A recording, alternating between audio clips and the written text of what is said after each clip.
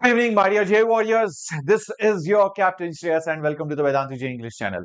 So, we are on to the full syllabus test. I hope you guys are ready with your papers, with your rough sheets and pens, and you yourself with an open mind. Like I always say, you should be always ready to solve the questions and make sure you take away all the important tricks and also correct your mistakes which you are making while solving the problems. Okay, so let's begin with full energy. The first full syllabus mock test on the channel with your team. So you're going to have all the three subjects one after the other. Please keep in mind that sometimes the lecture might take some time to load after the session is over. So you might just see one of us. So give it some time. After that, you will see all the three videos together. Okay. So let's begin. There are good level of questions, and please remember you can download the PDF after the session is over. I'll just check on yesterday's PDF if it is not yet loaded. But yes, you will get it in the description box using VJEE. And yeah, do not forget to like this video, guys. If you don't like, then next session I will not take, because if you don't show your love, your support, then we are putting so much of effort. We have to collect the questions, all fresh questions, unseen questions, good level of hard work goes in behind all of these. So make sure you're liking these videos, and yes, ask Ved any doubts. This is the link which you should click for getting your PDF. Okay, so you can watch the lecture live also over here. You can ask any doubts, and not just that, you can also download the PDF after the session is over. You can also create your own personalized learning after every session. Okay, so it's absolutely free. Just need to have a Vedantu account, which is again free of cost, right? So that's how you get the PDF of this session. All right, cool. Like the video, subscribe. How difficult will JEE Mains be? It will be very hard. It will be hard. It won't be easy. Competition is high. Rank inflation, they won't let it happen. Last year paper was hard, so expect the same level or even better. Okay, so you have to prepare your mindset for a hard paper. If you prepare for an easy paper, then you yourself will be shocked and you do not know which shift will be hard and easy. Okay, good evening Sandeep. Hi Giga, welcome. Remember Sri, welcome. Mahesh, nice to see all of you. Nidhin, good evening my dear. Here's the first question on your screen right away right now. Okay, question 1. 25 questions every subject. Okay, get ready. A body is thrown from a point with a speed of 50 at an angle. Then when it has moved horizontally 80 meters, what distance is it from the point of projection? Okay, let's understand this concept. So let's say this is the horizontal. Let's say this is the horizontal, and you have thrown the object like this. So it will go around a curved parabolic path. So after some time, it has traveled 80 meters. So it will have some y coordinate. It will have some y coordinate. Now the question is not the y coordinate. The question is, what is this distance d going to be? We can very well see this distance d will be by Pythagoras theorem, because this is 90 degree. It will be 80 square plus whatever that y is. If I get that y, my job is done. So how do I find that y? That is the question. Well, there is a trajectory equation, if you remember. Yes, trajectory equation, if you use it, I think you will get that. So y is nothing but x tan theta. There is no question of time over here. Time is not given.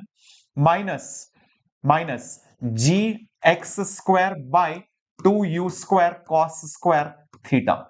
There is no time in this. X is nothing but the x coordinate, which is 80. Tan of theta, theta is 37. Theta is 37. Tan 37 is 3 by 4 minus g is 10. X is 80, so 80 square divided by 2 into speed. Speed is 50, so 50 square, and theta is 37. Cos 37 is 4 by 5 right over here. So this will become nothing but 80 by 4 is 20, 23 is a 60 minus over here. You can see 5 can be taken on the top. Okay, and 10 by 2 is 5. 5 into 5 is 25. So 25 by 4 will be here. 25 by 4. Just by this 2, 4, 5 and 10. Because 10 by 2 is 5. This 5 multiplies with this 5. 25. and this 4 as it is. Now this 0 and 0 will cancel. 8 square is 64 and 5 square is nothing but 25. So this I hope is absolutely fine. So 25, 25 will cancel. So 64 by 4 is 16. Is that right, everyone? Getting the same kind of answers, just check this out. Okay. Oh, but this is cos square theta. You're right. So there should be square over here. So I need to take care of that. Anyways, just one extra 4 by 5, right? Apart from that, the 64 by 25 will be here. And one extra 4 by 5 is there. So that means that 5 and this 4 will be over here. All right. So 25, 25 cancels, 1, 5 remains, 4, 4s are 16, 16 and 64 goes 4 times, 4 into 5 is 20. So this will become minus 20. So 60 minus 20 is nothing but 40 meters. So that's what I will get. Now use that 40 meters right over here. So y value I have got it as 40. So 80 square plus 40 square. So 10 will just come outside. 8 square is 64. 4 square is 16. So that will become root of 80 multiplied by 10. 80 is 16 into 5. 16's root is 4. So 40 root 5 should be the answer, which is option C. Absolutely the right one. Yeah? How many of you got this? So first is, you should realize that distance from the point of projection is asked. So this is that distance. So it is hypotenuse. So if I know this, I need to get this. How do I get that? Using trajectory equation, because there is no other way. I mean, other than that, you have to use kinematics, which will be lengthy. Rest of it is just calculations, and you should know tan, cos, sine of 37, 53, which are standard angles, guys. Okay, cool. Now, if you don't remember that, please go back to my older sessions, try and recollect it, see the magic triangle. Yeah, common things, guys. So these are things which you should note down. Sir, I do not know this, I do not know that. Note it down in your mistake book, because these are the things you will have to work upon. If you are thinking, no sir, I will do it after the class, you will not remember what all mistakes you made, because you are solving 75 questions in today's session. So there will be 75 mistakes you might make. So you can't remember all of them. Start noting down mistakes. Even if you don't solve the problem completely, it's okay. Let's go to the next question on your screen. Here it is. A swimmer is swimming with a constant speed due northeast in a calm lake. That means the water is not moving. Then observes his image in a mirror fitted in the rear of a boat. The boat is moving with some velocity due east. The velocity of the image as observed by him in the mirror will be. Okay, let's try and understand. Where is the person moving? The swimmer is moving with 2 root 2 due northeast. So 2 root 2, 2 root 2, 2 root 2 meters per second is the swimmer's velocity. This velocity can be split up into two components, one component here and of course one component over here. And because northeast means you are making 45 degrees, each component will be 2 meters per second and 2 meters per second in east and north direction. Keep this in mind, that this is your north direction and obviously this is your east direction. Now let's talk about the boat. The boat which has the mirror has some velocity 1 meter per second towards east direction. Okay, so the boat is going like this. The boat is going basically like this. So this is that boat which is moving at 1 meter per second. Now, see, the mirror is fitted onto that boat. So this is that particular mirror over here. This is that mirror.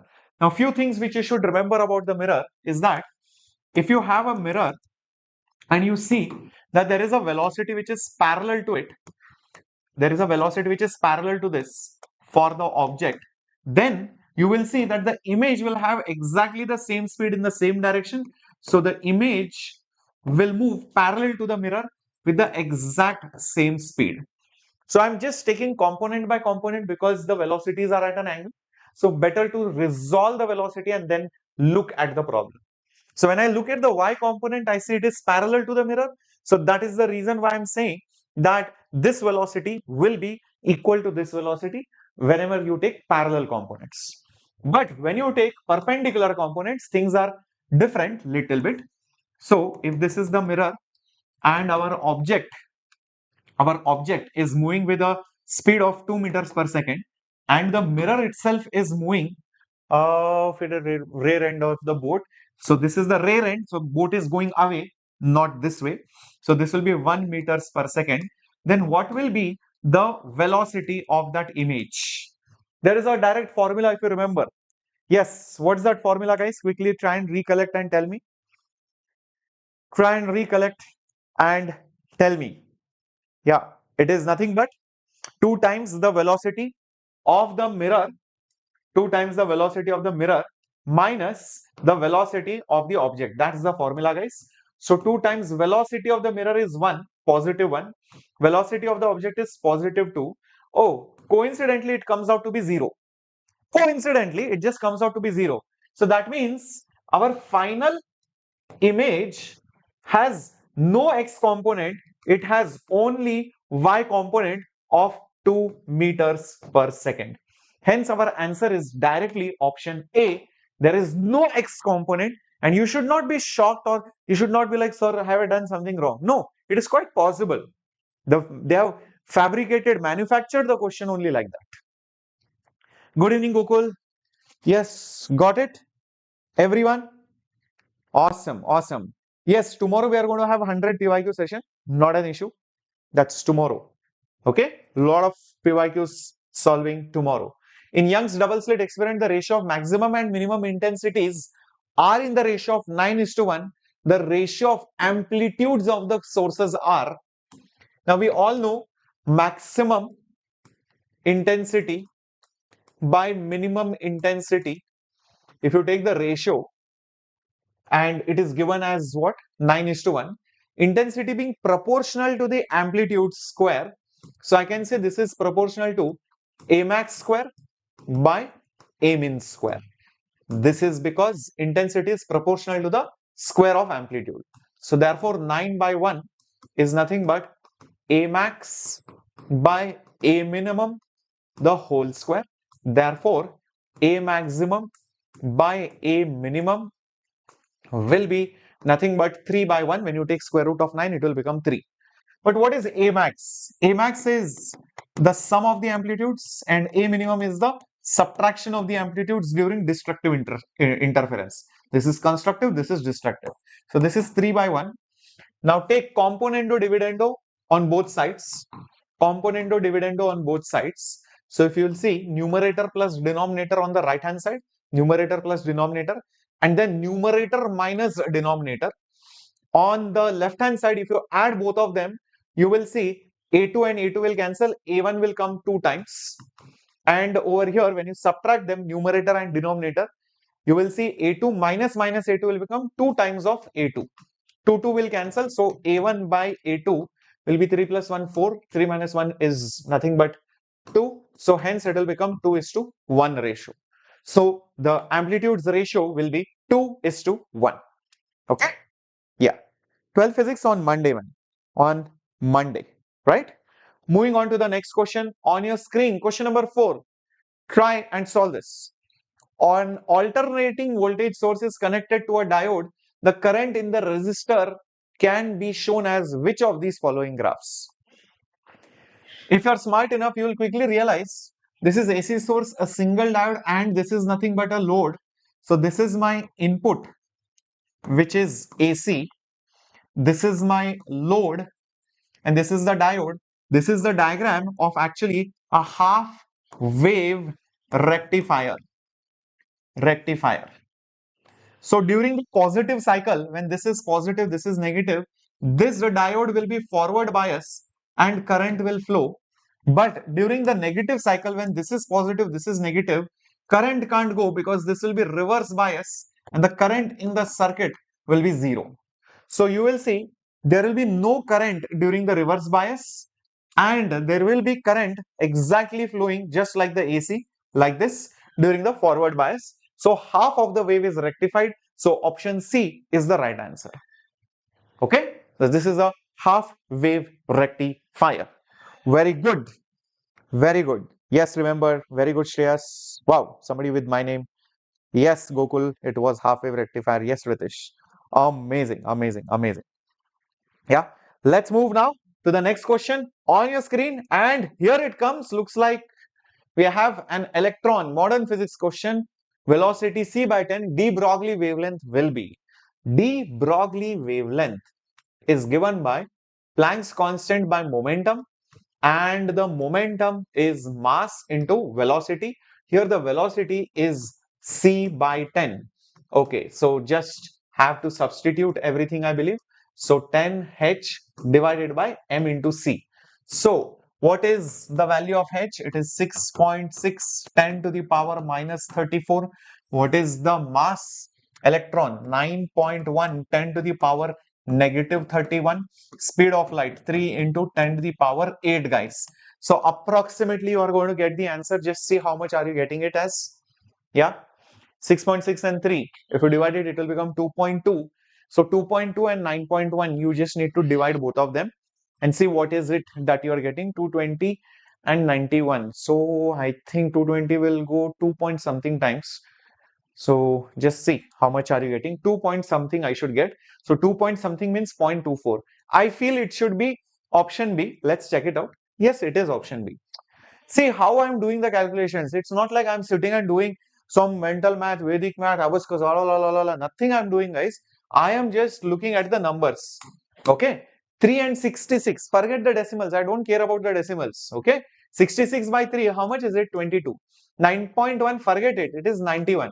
I can add zeros however I want. I don't care about that. So just think, if I have to take this division, 91 into 2 will be 182. So 220 will be slightly more than 2 point something and less than 3 times. So this will be approximately 2 point something. Now 2 point something is not there anywhere else apart from B. So from this immediately I know this should be nothing but probably 2.4 into 10 to the power, probably minus 11 or something. So if you shift the decimal, it will go to something like this. Is that clear, guys? Understood? How the calculations are done? Do you love this trick? Yes or no? Else you will be wasting so much time in calculations. How many of you realize the trick? Just put a fire emoji and smash the like button. Yeah. Put a fire emoji quickly and smash the like button if you understood the trick, what Shreyas sir has done. Moving on to the next question coming up on your screen. Here it is. The stopping potential of a photoelectron ejected from a metal whose work function is 5 electron volt is 6 volt. Then the wavelength of the incident light is how much? Okay, let's have a look at it. Okay. I think there is some mistake in this question, most likely, I feel.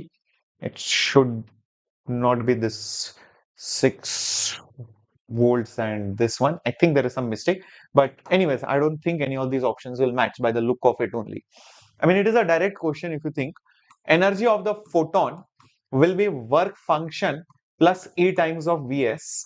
Now, what is the work function? The work function is 5 electron volt and stopping voltage is nothing but 6. So this will basically become 11 times of E. So that is the energy of the photon. Energy of the photon is 1240 electron volt divided by lambda. E will cancel. So lambda will become 1240 divided by 11. So guys, this is almost like 11 is like 10. So if you cancel the 0, it will become 124. 124 is not there in the answer.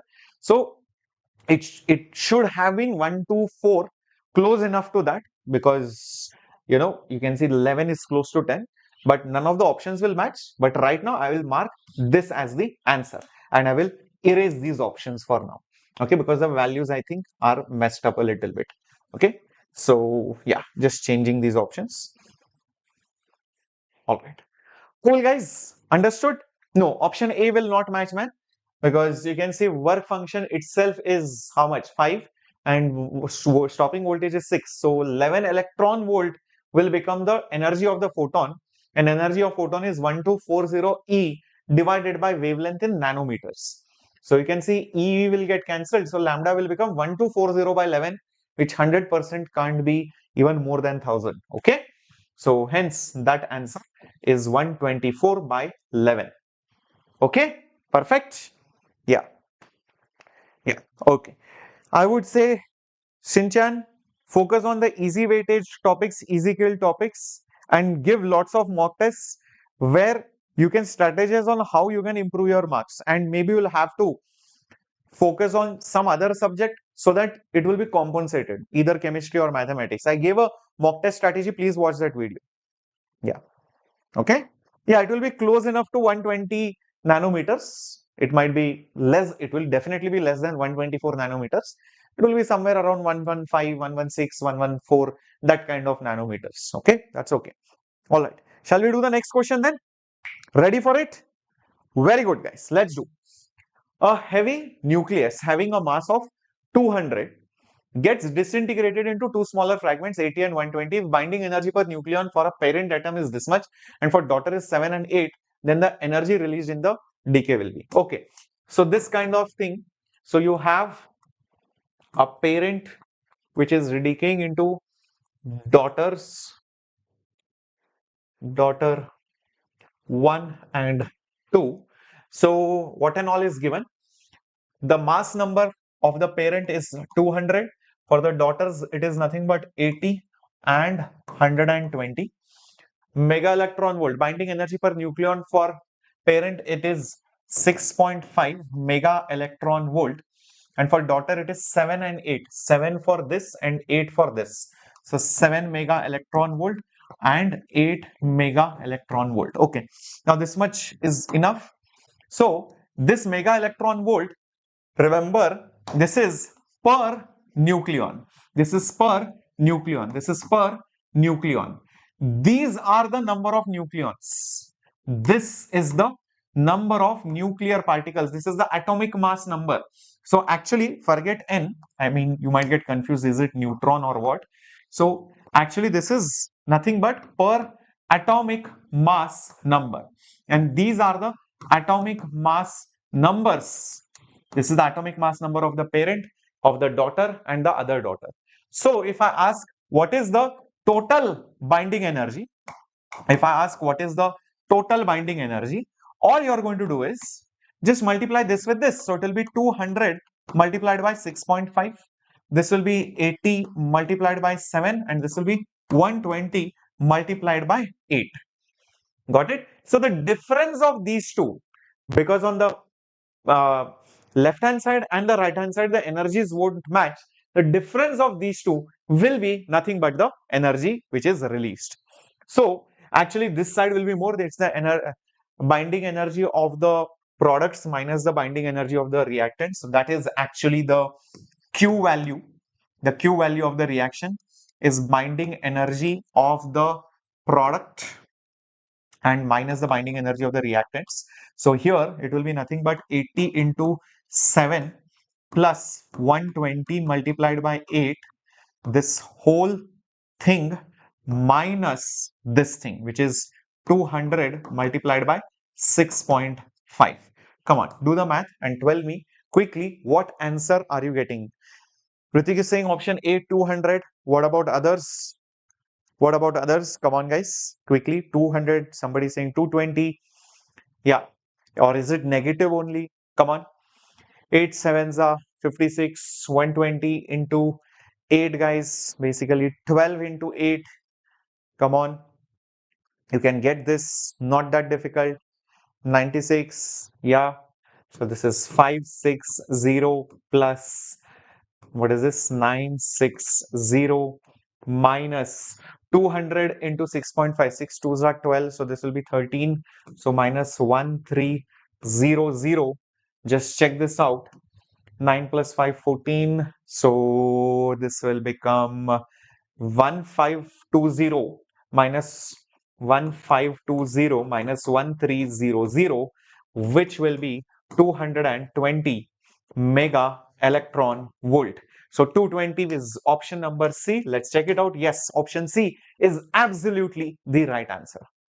So the number of nucleons were given, mega electron volt per nucleon was given. So if you multiply per nucleon into the number of nuclear particles, you get binding energies individually. So reactant and product side, the total energies will be different. That difference is the Q value, which is also the energy released in that nuclear reaction. So that is called as the Q value. Okay.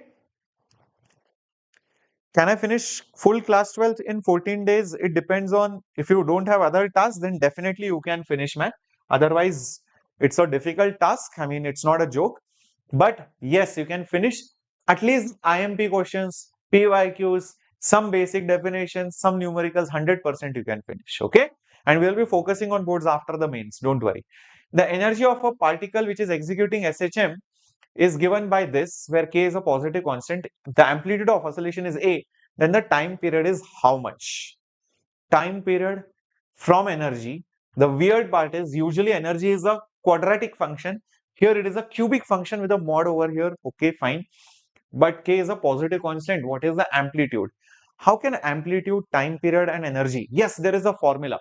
And we know that when at extreme positions, the total energy, the total energy is just the potential energy, because the kinetic energy is going to be zero, and therefore when you are at the extreme position, the potential energy will be K into X value. I'll put it as amplitude into cube. So the total energy will be Ka cube. Yeah, I'm just using the value of X as A. That's all. K into X cube. Instead of X, I'm putting A, because at extreme, X will be equal to the amplitude. But what's the formula for total energy in general? It was half K A square, but I don't want that K. That K and this K are different. Actually, it was half M omega square into amplitude square. If you remember, half M omega square A square. That was the formula.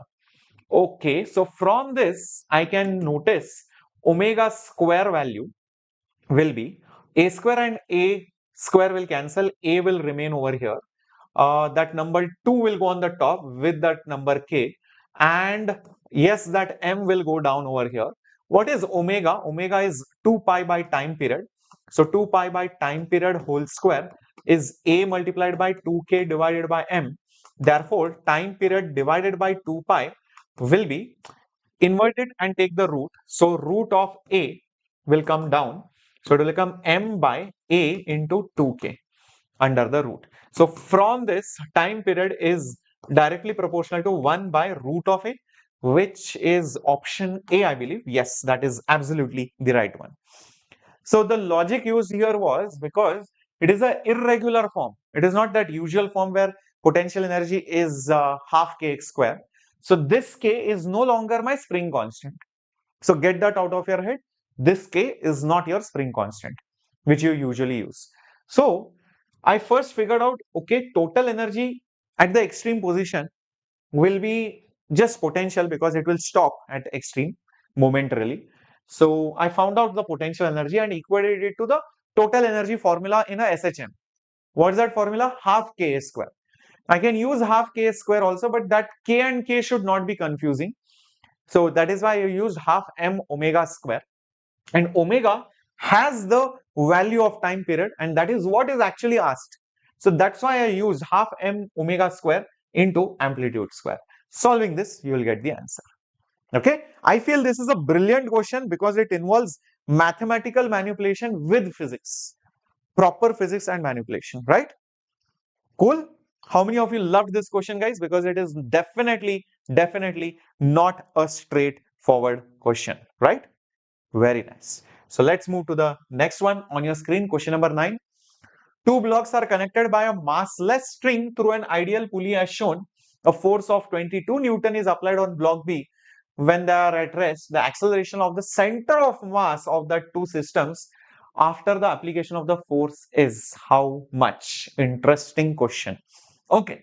To find the center of mass's acceleration, we need either of the mass's accelerations. So no other option but to solve it by proper FBD. Okay. So there is a force like this of 22 Newton. Now this string is wrapped over this pulley. There is tension T here, T over here. So naturally the tension over here should be 2T, and the tension on this mass will be T, because this string will go like this and it will have tension T and T over here, and this part will have 2T. Is that right? So that's how the logic goes. And we know this is now a constraint motion problem. So if the tensions are in the ratio of T and 2T, accelerations will be in the ratio inversely So this will be 2A and this will be A. So whatever is the ratio of the tension, exactly inverse the acceleration will be. So that is a shortcut trick for solving these constrained motion problems. So T and on this 2T, so this will have 2A and this will have A. So the acceleration of this guy will be nothing but 2A and the acceleration of this guy will just be nothing but A. So if you solve for this guy and then this guy, what are the formulas going to look like? In the horizontal direction for A, only one force is there. So tension will be mass, which is 4 into acceleration, which is 2A. Therefore, tension will be nothing but 8 times of A. Next thing for this guy, 22 Newton is forward minus 2T will be mass into acceleration. That means 6 multiplied by A. So 22 multiplied by 2 into tension is nothing but 8 times of A is nothing but 6A. How did I write 8A? I got it from here. So that tension value, I have put it over here. Guys, clear? Okay, this tension is 8A. I have just put it over here. So therefore, 22 8 2s are 16, so minus 16 will go on the other side as plus 16A plus 6A. 16 plus 6 is 22A. So therefore, A is nothing but 1 meter per second square. Crazy.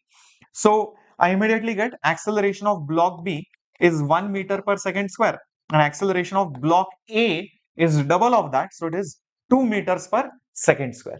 Till this point, is it clear? 1 and 2? All right. Now comes the center of mass. The center of mass of both of them will be somewhere, let's say here. What is the acceleration of center of mass? It is m1a1 plus m2a2 by m1 plus m2.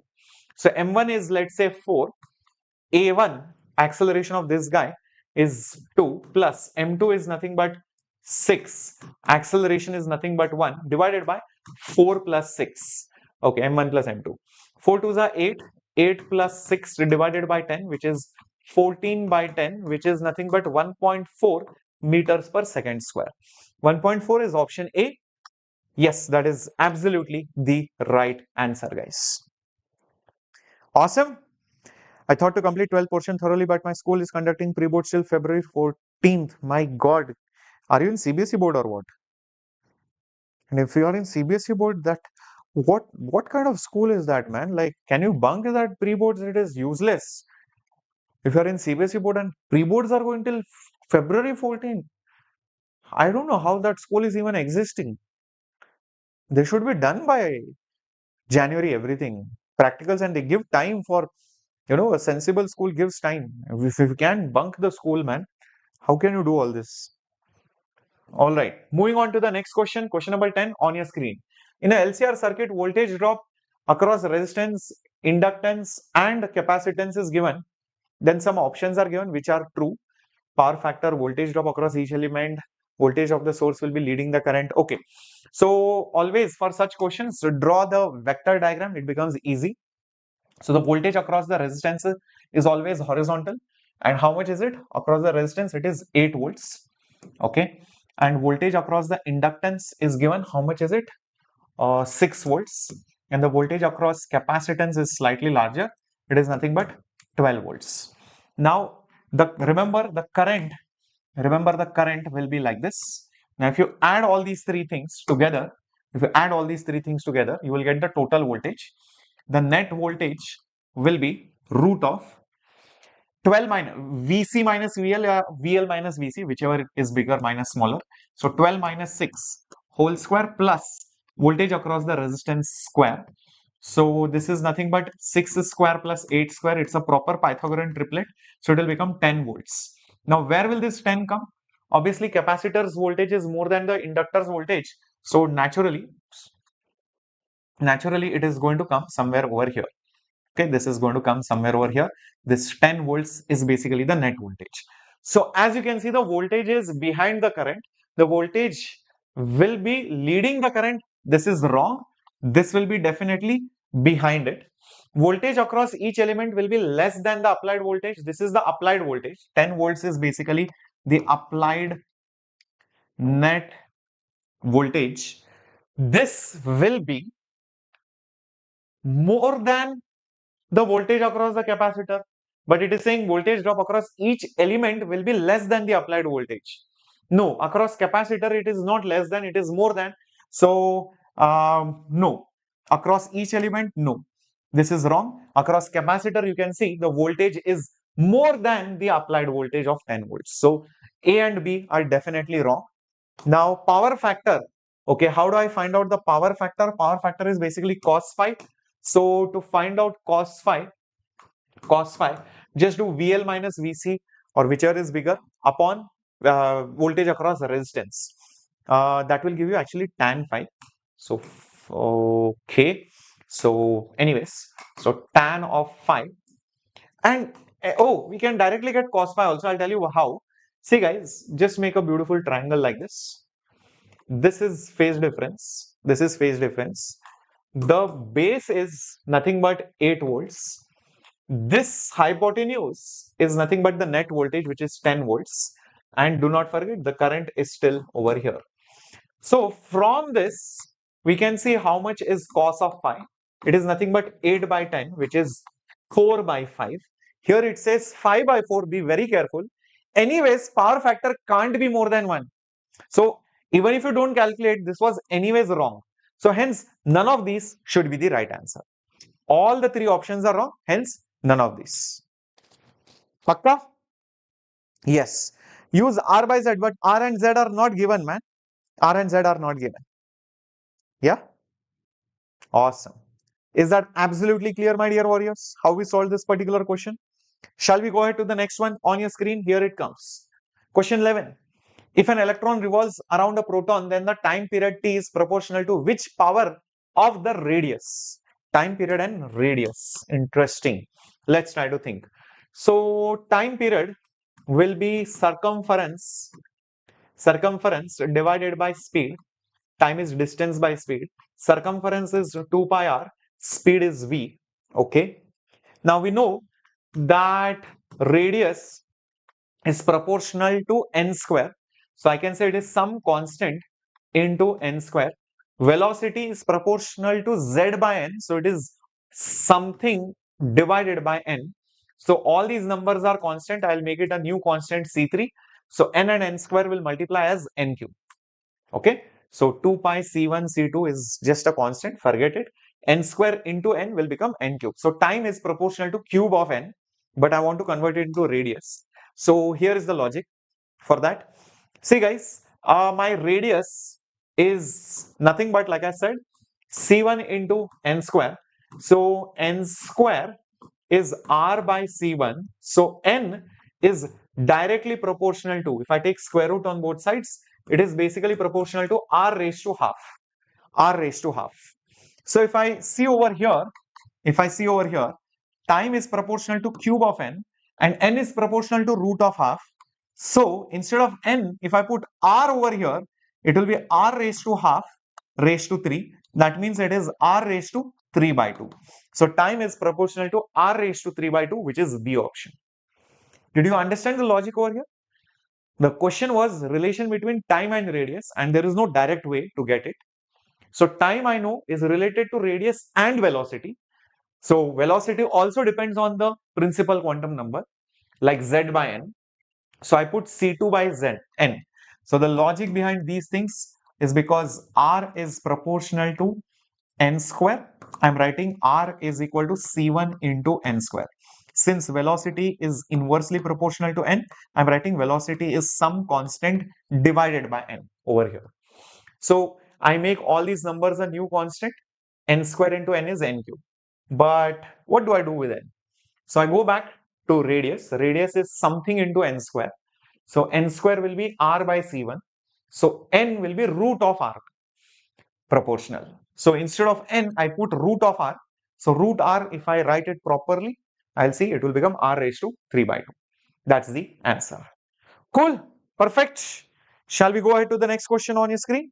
Yeah, option D is not right, man. Option B is right, which is B for IIT Bombay. Yeah, correcto. Now, here is the next question. The volume of the brick over here is 2 liters. It's balanced by, you can see there is a beam balance, by another mass of 2.6 kilos. On the other side, find the true weight of the brick. Okay, true weight of the brick, is it? So, if this has to balance itself, it means only one thing. Whatever is the weight here, which is basically 2.6 G, the same tension should be over here.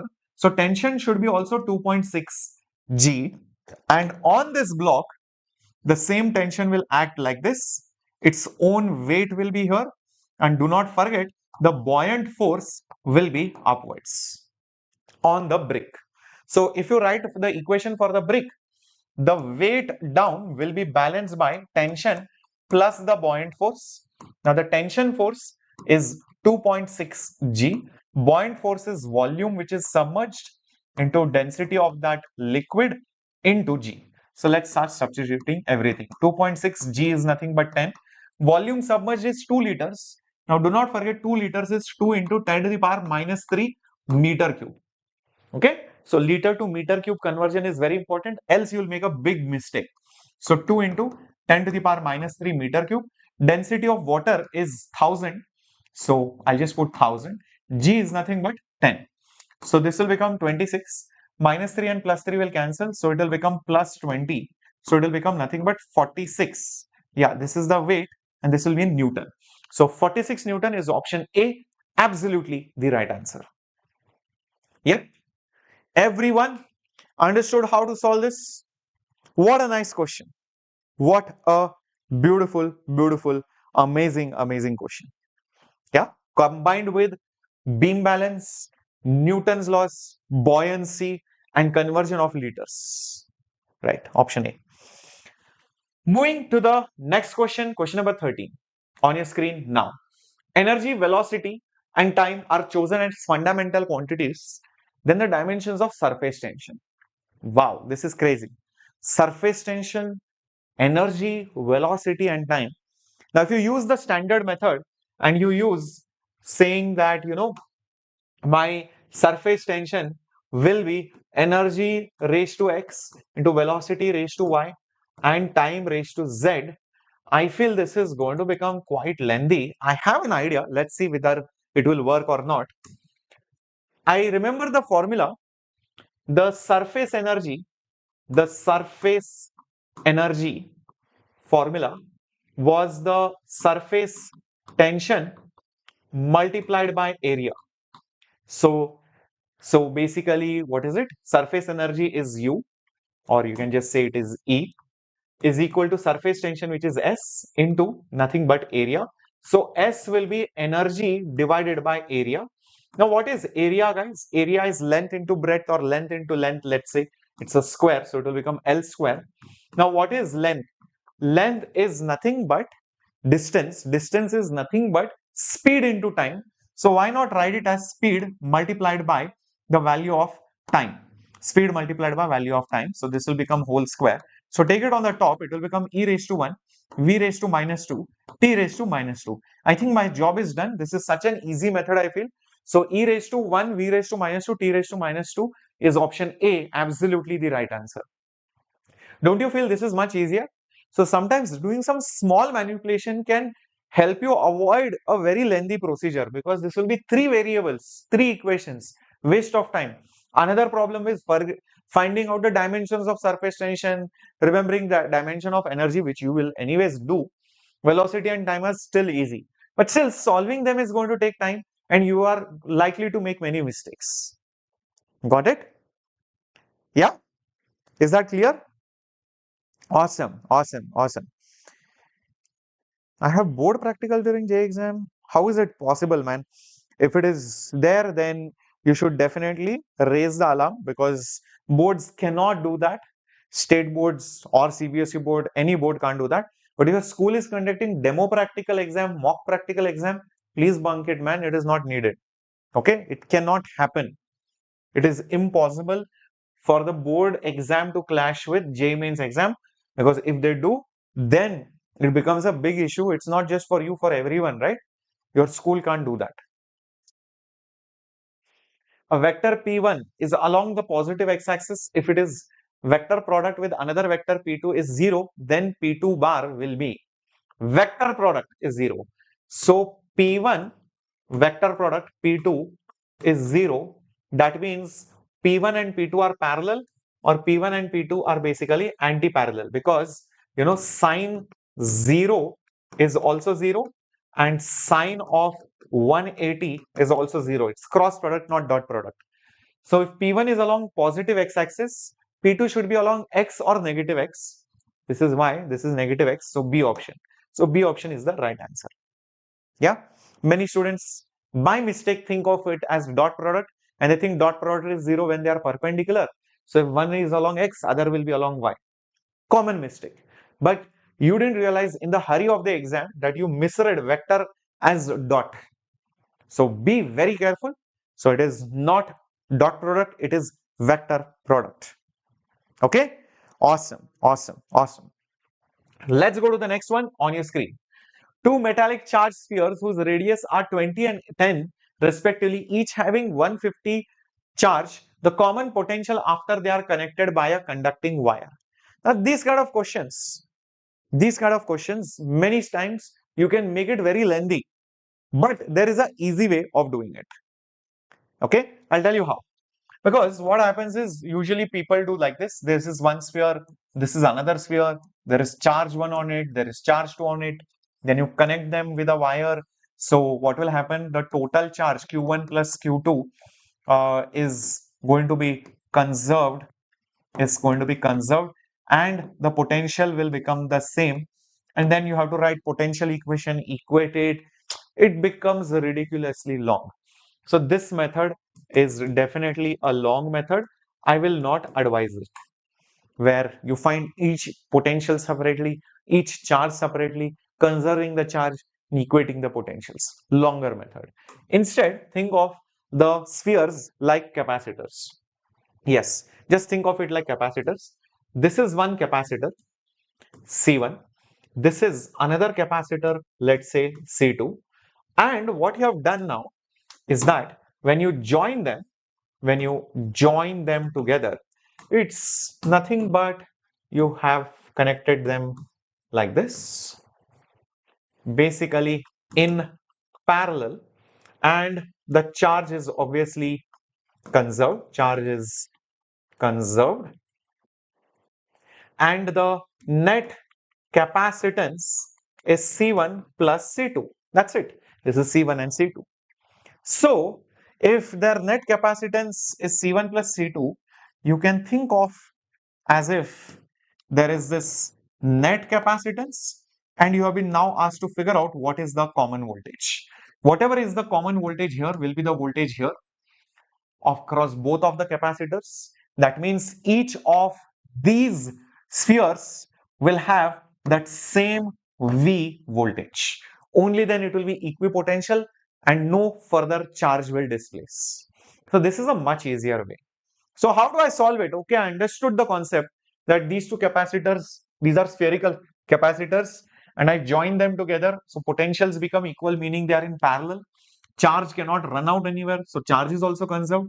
So instead of two capacitors, I show one capacitor with the same total charge and that voltage. So we can just say the total net charge is the net capacitance into the common voltage. So net charge is Q1 plus Q2, each having 150 microcoulomb charge. So 150 micro, which is into 10 to the power minus 6. Like that, there are two spheres. Net capacitance, for this I have an idea. Capacitance is 4 pi epsilon naught into R. Radius is 20 plus 4 pi epsilon naught into radius, which is 10. But I can not write it in centimeters. I have to keep it in meters. So this is 0.2 and 0.1. So this is your total capacitance into the voltage. That's it. So take 4 pi epsilon naught common. How do I know this? Remember, capacitance is 4 pi epsilon naught R for a spherical capacitor. So then it becomes easy. So voltage will become 150 into 2 is 300. 300 into 10 to the power minus 6, whole thing divided by 4 pi epsilon naught is there. 0.2 plus 0.1 is 0.3. 1 by 4 pi epsilon naught is standard value, 9 into 10 to the power 9.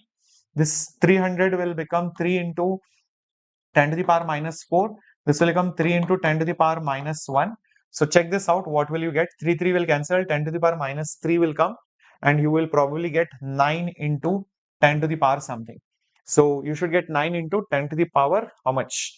6. So 9 into 10 to the power 6 is basically option A. Absolutely the right answer. Cool? Everyone? Absolutely amazing. Is this important? Yes. Man, I cannot give my number. Just put up the doubt, whatever you have in the comments, or contact me on Telegram, Captain Shreyas, or Instagram, Captain Shreyas. Okay, that's the way. Okay. Kumaran, no man, I'm not going to teach in Tamil language. I'm going to teach in English because all the students from Tamil Nadu wish to learn in English.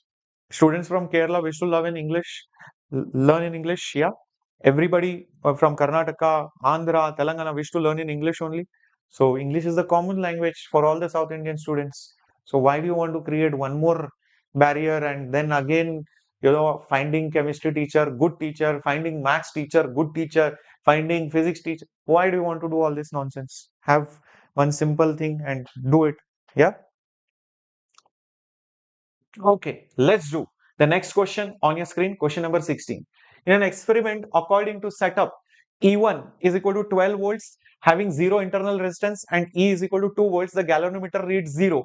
Then X in ohms will be. Yeah, come on.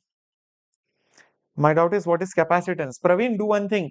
There is a beautiful lecture on the channel. Just check it out. Okay, for capacitors, you can go down over here. You can see class 12th. Yeah, see class 12th physics. Just see view full playlist. In that, you can see over here capacitance, types of capacitors. All these lectures are there. So you can watch these lectures in detail. So if you are not a 12th student or you have missed studying for 12th standard, so you can just do it. Okay, from here. So those lectures are there.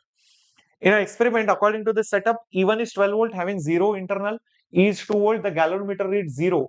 Galvanometer reads 0, meaning the current over here is 0. So no current is flowing here, no current is flowing here. This can only happen in one case, if the potential across BC is the potential across X. So the potential across X technically should be E only. This is the only time no current will go here, because the potential at this point and this point is same, so nothing is going here. Potential at this and this is same, so no current is going here. So E is the voltage difference over here. Got my point, guys? Everyone? Very good. So if I know voltage across X, just concentrate on this part of the circuit. Things will look easy. Just take that 500 ohms and just take that X ohms. This is 500 ohms and this is X ohms. Okay, this is 500 ohms and this is X ohms. This point is at plus E1, this point at 0, you can say, or you can just call as if the potential difference between them is E1, and that E1 is how much? 12 volts. Okay, so that is also given to me. E1 is nothing but 12 volts. These two resistors are in series, and in series, if I want the voltage across any resistance, it is nothing but that resistance by the total resistance, which is 500 plus X, multiplied by the total voltage, which in this case is 12. But this Vx I know is E, and that E is nothing but 2 volts. That E is given to be 2 volts, guys. So that's it. My job becomes very, very easy. This is 2 volts. So this voltage is also nothing but 2 volts. So just put 2 over here and rest of the things will fall in their place. So 500 plus X over here, multiply 500 into 2 is 1000. 1000 plus 2x is equal to 12x. So therefore 10x is equal to 1000. Therefore X is equal to 100 ohms. 100 ohms is nothing but option C, guys. Option C is the right answer. Okay, great. Yes, option C is absolutely correct. Thank you, Kuman. Okay. 28, 29, 30. Anita, Mohan, you should definitely talk to your school authorities and get it changed. Okay. Yeah. Awesome. And definitely you are going to, man, definitely you are going to. I hope that all of you enter the best IITs, your dream branches. Yeah, very soon it's going to happen. Just have faith. Few more days to go, guys. JEE Mains is coming. Next question, question number 17 on your screen now. A current I is flowing through the loop as shown. Okay, the question is the magnetic field at the center is how much? So this is basically arc, and whenever you have arcs, there is a direct formula, but there are two arcs, so there will be two magnetic fields which will add up. So the net magnetic field will be mu naught I by 2r1 theta 1 by 2 pi plus mu naught, same current is there, divided by 2 other radius, the angle subtended divided by 2 pi. You can see a lot of things are common, like mu naught 2 into 2 is 4, so 4 pi. I is also common. That's it, I believe, nothing else. What else is remaining is theta 1 by r1 plus theta 2 by r2. That's all. Okay, what is mu naught by 4 pi? It is nothing but 10 to the power. No, we have to leave the answer in mu naught only. So mu naught by 4 pi as it is. Current, is the current given? No, it is just given as capital I. Theta 1, that is 3 pi by 2. That is 3 pi by 2. Radius is nothing but r. Okay, plus the other arc has angle of pi by 2 and the radius is 2r. Okay, so 3 pi by 2 plus pi by 4, guys. So if I make this 2 as 4, this 3 will become 6. Is that right? Taking common denominator. So 4r and 4r. So 6 pi plus pi is 7 pi. So 7 pi by 4r. And here you will have mu naught I divided by 4 pi. Pi by. So it will become mu naught I multiplied by 7 divided by 4. 4 is 16 r. So 7 mu naught I by 16 r, which is obviously over here. Now there are two directions given, inside versus outside, that you can get, guys. If you use right hand rule, if the fingers curl like this, if the fingers of your right hand curl like this, see where your thumb is going? The thumb is going inside. The thumb is going inside. So naturally it should be inside. That's why option A. Otherwise B also has same magnitude. It is not going to be outside. Okay. No, this is not from which formula? The previous formula? You mean this one? This formula, is it from Kirchhoff's law? Yeah, you can get it from Kirchhoff's law. But otherwise also you should know voltage is current into resistance. Current into resistance. What is the resistance? X. What is the current? Voltage by total resistance. So this comes from Ohm's laws. Voltage across any device is the current into resistance. Current is this number, resistance is just this. How is this the current? Because this is the total voltage by total resistance, and the same current will go in series. That's the logic behind it. That is also called as a voltage divider arrangement. When I taught current electricity series parallel, I have given this formula. Okay, cool, perfect, amazing, amazing. Shall we go ahead to the next question then? Okay, let's go then. A wire is so meter long, mass so much. What is this? 0.2 lg or 0.2 grams, I think it should be. The wire is kept horizontally. A transverse pulse is generated by plucking the end of the taut wire. The pulse makes 4 trips back and forth along the cord in 0.8 seconds. So 4 trips. So how much is the total distance which it traveled? Come on, guys, think about it. 4 trips it has traveled back and forth along the cord. The length of the wire is 4 meters. Now I have seen many people think the answer will be 4 into 4, which is 16, but that's not right. So it travels like this and like this. That is one trip.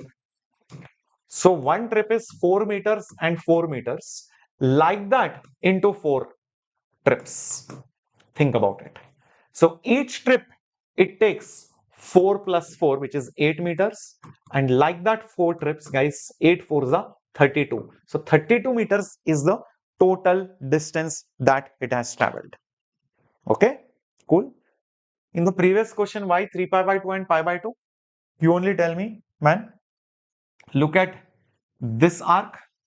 How much is this angle? How much is this angle? This is 3/4, right? This is basically how much? 3/4. How much is this?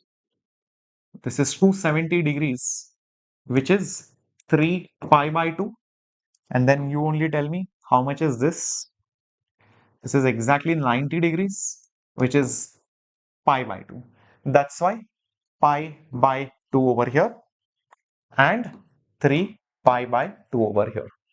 Got it? Okay, fair enough. All right. Now I know total distance. I can find the speed. Speed will be distance divided by time, which is 0.8.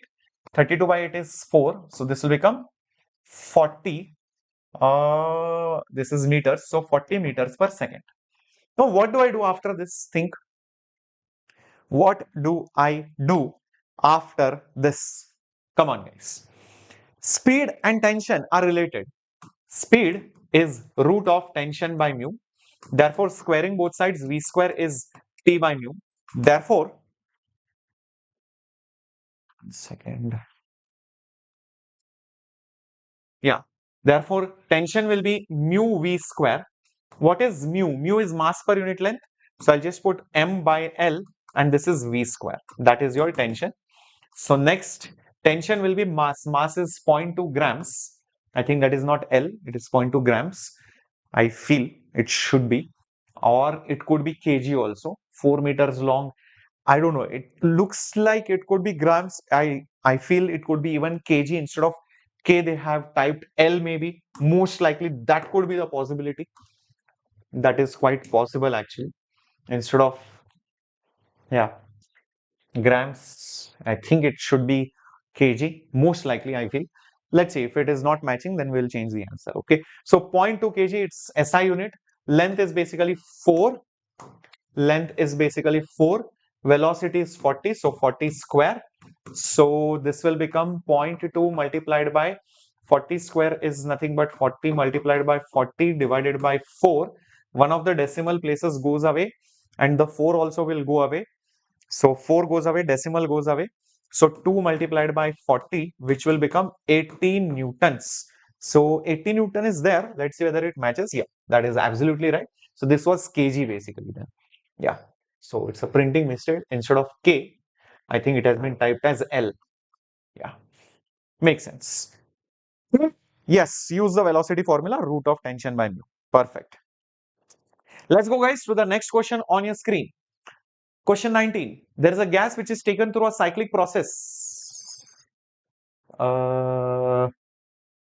A, B, C, A.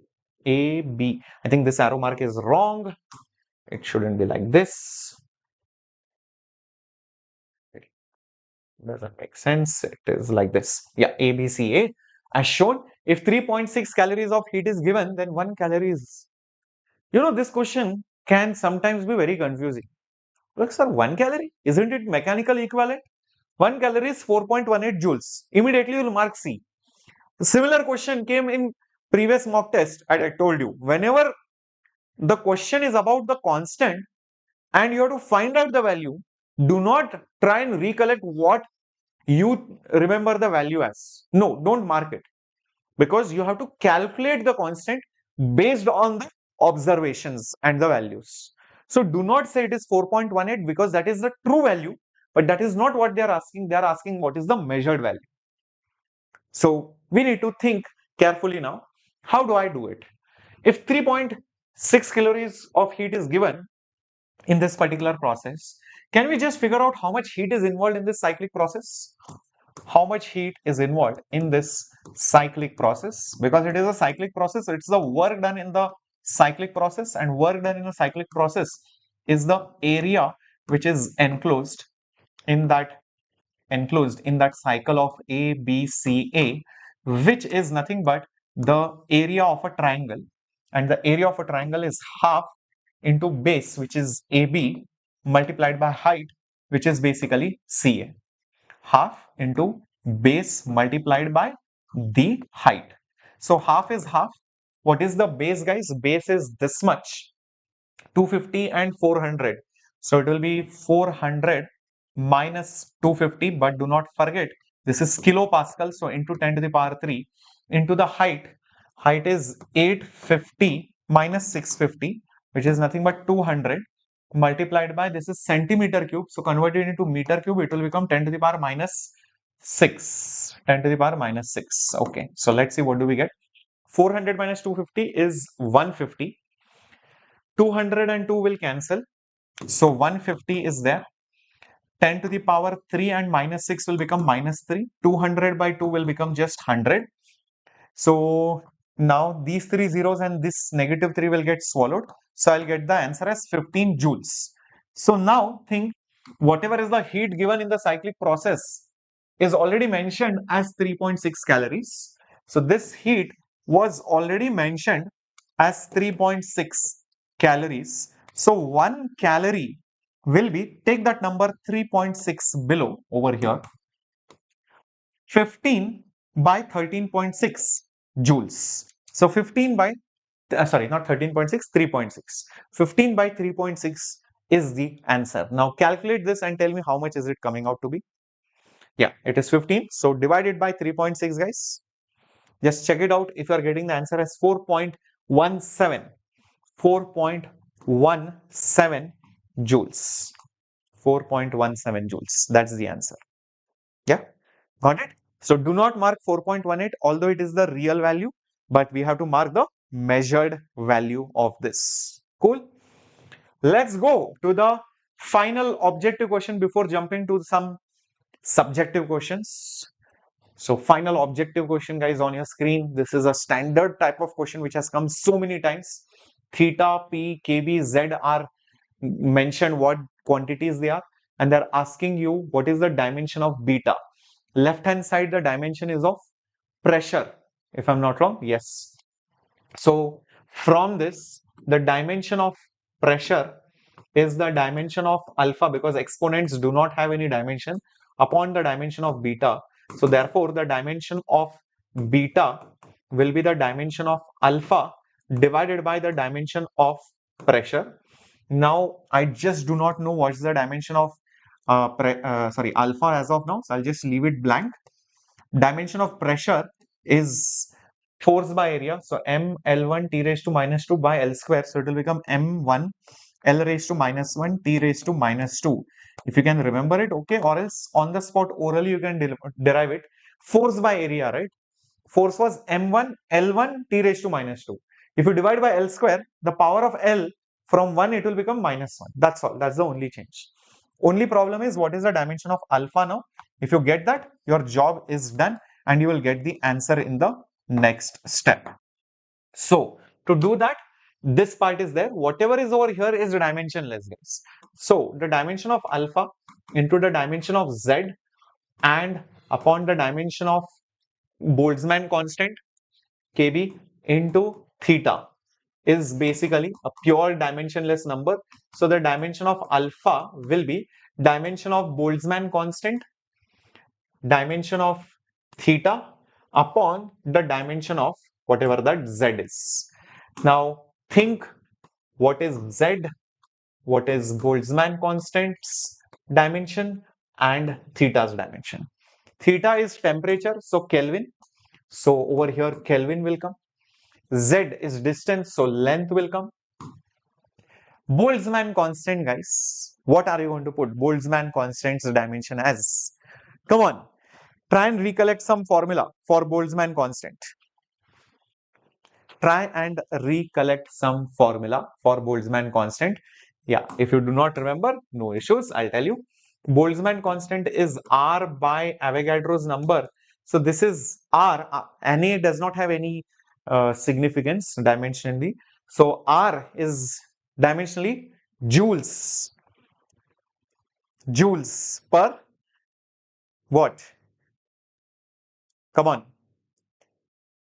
How much is K, guys? Okay, if you still don't remember, I'll tell you one more way to get it. Half kT is the energy per molecule, if you remember, per molecule, energy per molecule per degree of freedom. half kT. So kT is the dimension of energy, and K into what is that? Theta. So K into theta is actually the dimension of energy, guys. So the entire numerator over here, you can just think of this as just energy. So which is M1 L1, sorry, L2 T raised to minus 2. Okay, this K into theta is nothing but your energy. So just write it like that, it becomes much simpler. So now you got alpha, substitute it over here, you will get the answer as m0 L square T raised to 0. Okay, m raised to 0 and T also raised to 0. You can see that very easily. Alpha, what it will become? It will just become m1 L1 T raised to minus 2. So just substitute that over here. Instead of alpha, it will be m1 L raised to 1 T raised to minus 2. These both will cancel. Even m will cancel. So what is remaining is L raised to 2.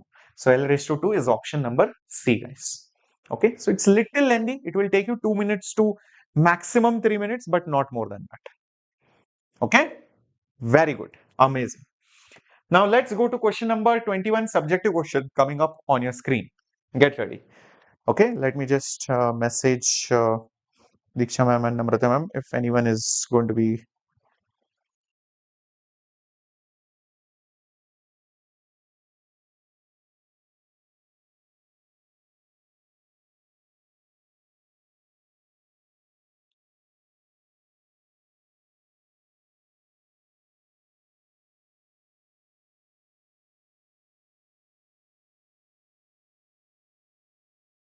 Hmm.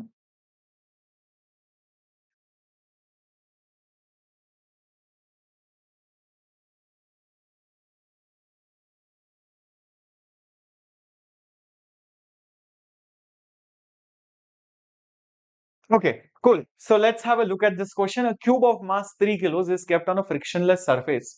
The block is given an impulse so that A acquires some velocity. The speed of point B is also given. Direction is not mentioned. Kinetic energy of the block is. This is a very, very good question, guys.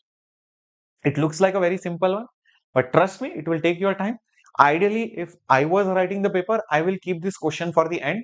I will not try to attempt it immediately. I will get scared for attempting it as a student, as an average student. I'm thinking I will try to leave it. I'll keep it for the end because I'll tell you why.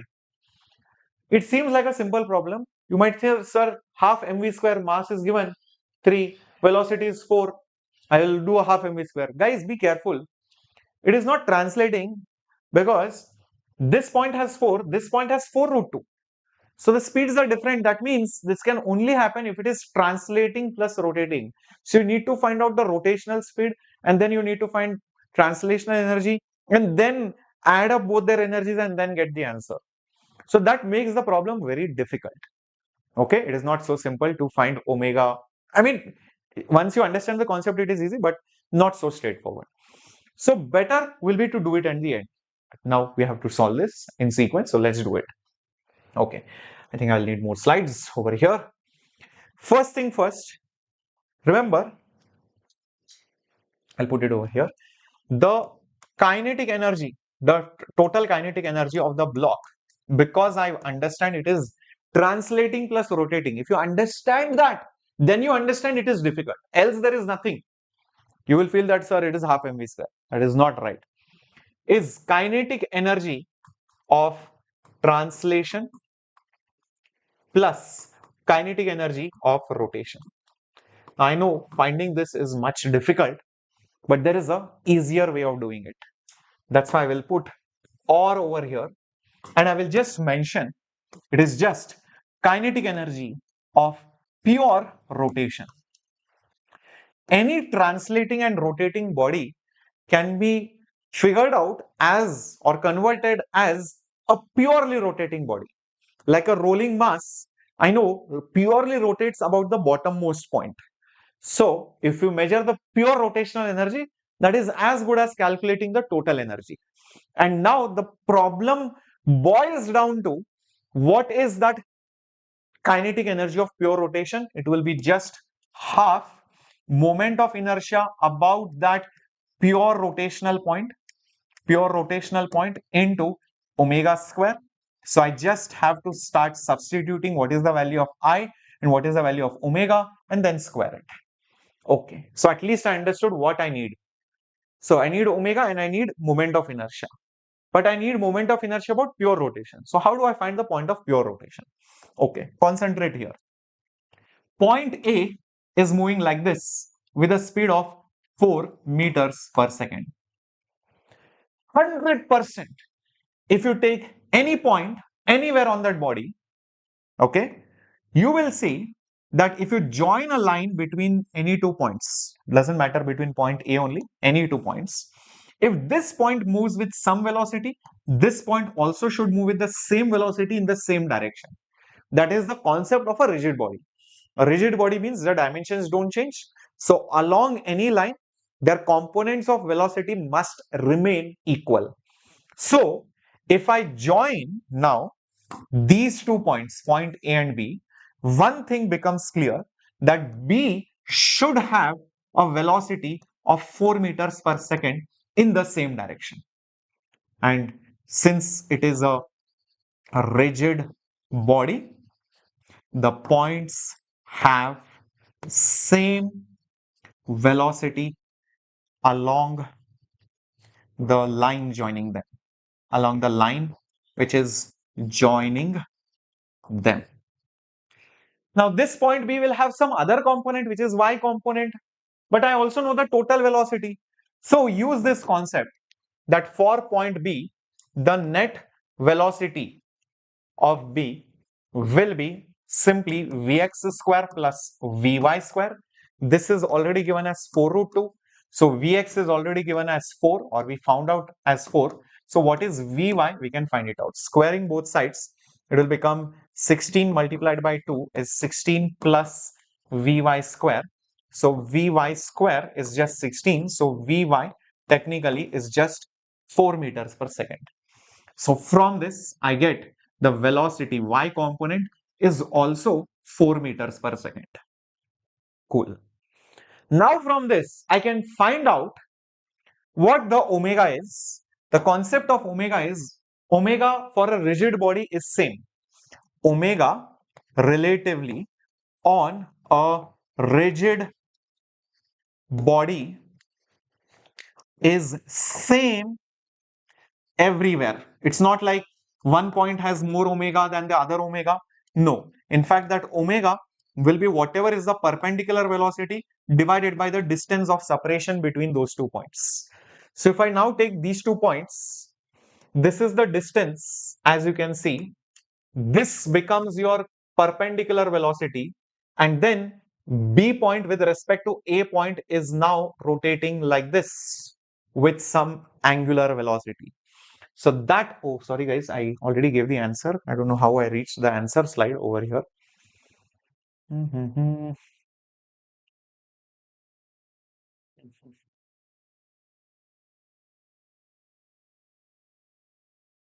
I just remove this, ignore.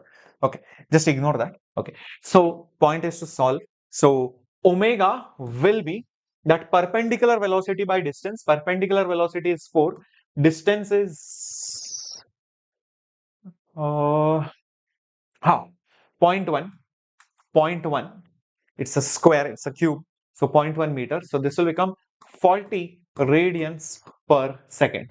So the moment I got omega, I know where to substitute it. I know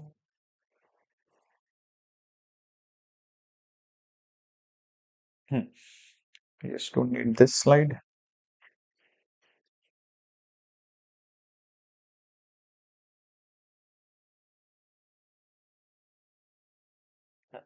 This was not needed. Yeah. So I got the value of omega, which was 40. So I'm just going to put the omega value as 40. So this will be 40 square. Now the only problem remaining is what is the moment of inertia about pure rotation. Now in order to figure that out, say I'll tell you one simple thing. This point A has a velocity like this. Point B has two components, 4 and 4. The net velocity comes out like this. This would be the real velocity of point B. This would be the real velocity of point A. In order to find point pure rotation, If you know any two velocities, draw a perpendicular to it. What will you do? Just draw a perpendicular to the velocities. Just draw a perpendicular to the velocities, because I know all these velocities will be tangential velocities for the pure rotational point. So wherever these two perpendiculars intersect, that is the point of pure rotation. And obviously these lines will intersect here because this is at 45 degrees, isn't it? So this perpendicular line will pass as if it's the diagonal, and diagonal will pass through the vertices, and both the lines will intersect at this point.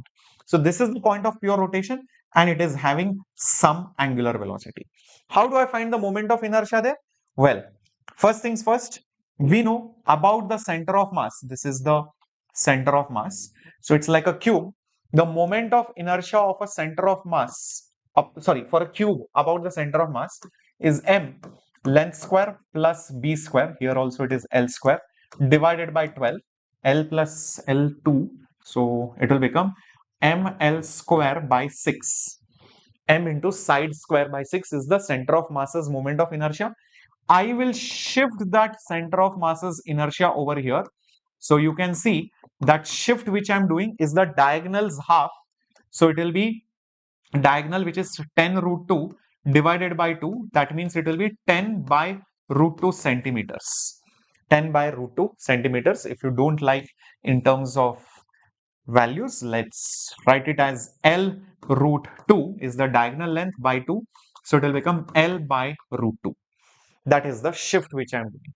Hence, the moment of inertia about the point of pure rotation, which is ICOM plus m into the shift square, parallel axis theorem. So this is nothing but ml square by 6 plus m into the shift is L by root 2 whole square. So ml square is common, 1 by 6 plus 1 by 2, which is ml square. Denominator common is 6, so 1 plus 3. 1 plus 3 is 4, 4 by 6 is 2 by 3. So 2 by 3 ml square, substituting the values of mass is 3, length is 0.1. So 0.1 square, 3 cancels, 0.1 square is 0.01. So this will become 0.02. So 0.02 kg per meter cube is the moment of inertia. Substitute that over here, 0.02. That's it. From this, you are going to get the answer, guys. 2 will cancel. Decimals will go away. So this will just become 16 joules. Hence, 16 joules is the right answer. So did you see this is actually a deadly problem? How many of you understood this is actually a deadly problem? It's not something which you should touch. It's like a dynamite. It's a landmine. Anybody touches it, they will explode because it is going to take away a lot of your time. So keep it for the last. But you know, I loved the question because it involves so many concepts of mechanics, starting from rigid body, how the velocities are same, concept of vectors and resolution, concept of relative angular velocity over here, then obviously moment of inertia of a cube, and then using parallel axis theorem, finding the point of pure rotation, substituting values, of course, and the concept of kinetic energy of a rotating and translating body. All these concepts in a single question, isn't it? Yeah, right. So moving now to the next one on your screen, question number 22. The two blocks are shown, spring is there, one block is at rest, the other block comes and hits it with some speed of 2 meters per second. The maximum compression is. Standard question, it's also there in HC Verma. So what happens is after the blocks touch each other and the spring compresses it, you will see when there is maximum compression, when there is max compression, let's say I call it as X, both of them will be moving with the same speed. So there will be no relative motion. No relative motion. Therefore, they will have same speeds. This is the concept which you need to use over here. Reason, because the compression is maximum, meaning it is no longer compressing further. So the other block with respect to the first block is no longer moving, because if it moves with relative motion, the spring will compress and it will change. So when compression is maximum, both of them will be moving with same speed. So no relative motion. If you sit on one block, look at the other block, it will be at rest. The spring is maximum compressed. After that, you will see the spring, instead of compressing, it will start, relieving that compression. All right. So obviously energy equation is needed over here. I can see that the kinetic energy of that 1 kg block will go into spring potential energy, but both the blocks are still moving. So kinetic energy of 1 and 2 kg block. Kinetic energy of the first block is half mass into V square. Spring energy is half k x square. K is how much? 50. Extension, I do not know. Kinetic energy of both of the blocks will be moving together into V square, but I do not know how much is this V. So for that, use conservation of momentum. Initial momentum will be final momentum because the spring force is an internal force. That's the concept. So mass into velocity is equal to final mass, which is 1 plus 1 into V. Conserve momentum. Conserve momentum. So very different kind of question. So you can see from here velocity 1 plus 1 is 2, 2 cancels, V will be 1 meter per second. So this velocity over here will be obviously 1 meter per second. That's it. So solve this. 2 will cancel. 50 by 2 is 25 x square. 1 plus 1 is 2. So guys, 2 and 2 will cancel. This will become 1. So this will become 1 is equal to 25 x square. So therefore x square will be 1 by 25. So x will be 1 by 5. What is it? Meters. So you can write this as 2 by 10 meters. So the value of x will be 2. That's it. That is the answer. Okay. Very nice question. Okay. Very good. How many of you loved this? Let me know quickly in the chat box. Moving on to the next question on your screen. In a certain region of space, electric potential is given by some equation, A is some constant. Work done by the field, electric field, in moving a charge from this point to this point is this much joules. Then the value of A is how much? Okay, work done by electric field, right? Work done by electric field, which is a conservative force, is negative change of electrical energy, and change of the energy is Q into potential difference. So it will be negative Q into potential difference, right, from origin to one point. So final point minus the origin point. So now have to substitute the values. Electrical energy given is minus 5 into 10 to the power negative 8. The charge given is how much? 2 microcoulomb. So 2 into 10 to the power minus 6. Now Vp minus V0. So Vp, that point is 0, 0, 0.1. So substitute 0, 0 and 0.1 over here. So 0, 0 and 0.1. So 2 into A into Z square, that means 0.1 square minus V0. If you put 0, 0, 0 here, it will be 0 only. So minus 0. That's it. So negative, negative cancels. So 5 into minus 6 and minus 6 cancel. It will become minus 2 is equal to 2 multiplied by, this is 2a into 0.1 square. So 2 into a into 10 raised to minus 2 basically. Minus 0 doesn't matter. Minus 2 power of 10 will cancel. So 5 will become 2 2s are 4a. Therefore, a will become 5 by 4, which is 1.25. So value of a is 1.25. That should be the answer. Absolutely the right one. That's it. Direct question, direct formula. Work done by electric force or conservative force is negative change of potential energy, and potential energy changes charge into voltage difference. Voltage difference means final minus initial voltage. Okay, very good. Parmadev, you can very simply increase the speed. Just there is an option below. Just in YouTube, just click 2x or 4x. You can increase the speed. Okay. So just click on that and say 2x or 10x speed. So in a live class, use your brains, okay, and use 2x or 4x speed. Definitely, it will, increase your speed. All the best, and thank you for demotivating others, Param. Okay, moving on to the next question on your screen. Question number 24. In the diagram, C1, C2, C3 are given. The breakdown voltages are also given. This is not minus. This should be equal to, or V3 actually. This is not minus. This is V3. And V3 is equal to 400 maximum energy which can be placed. Maximum voltage which can be applied between A and B. Breakdown voltage, if it is given, means that is a maximum voltage which can be applied. So to solve such questions, assume each capacitor for now, if it could bear maximum voltage, maximum charge under its capacity before breaking down, how much charge can it accommodate? Let's just try to think it. So maximum charges on each one of them. Let's say the first capacitor, C into V. Capacitance is 2 micro, voltage is 100.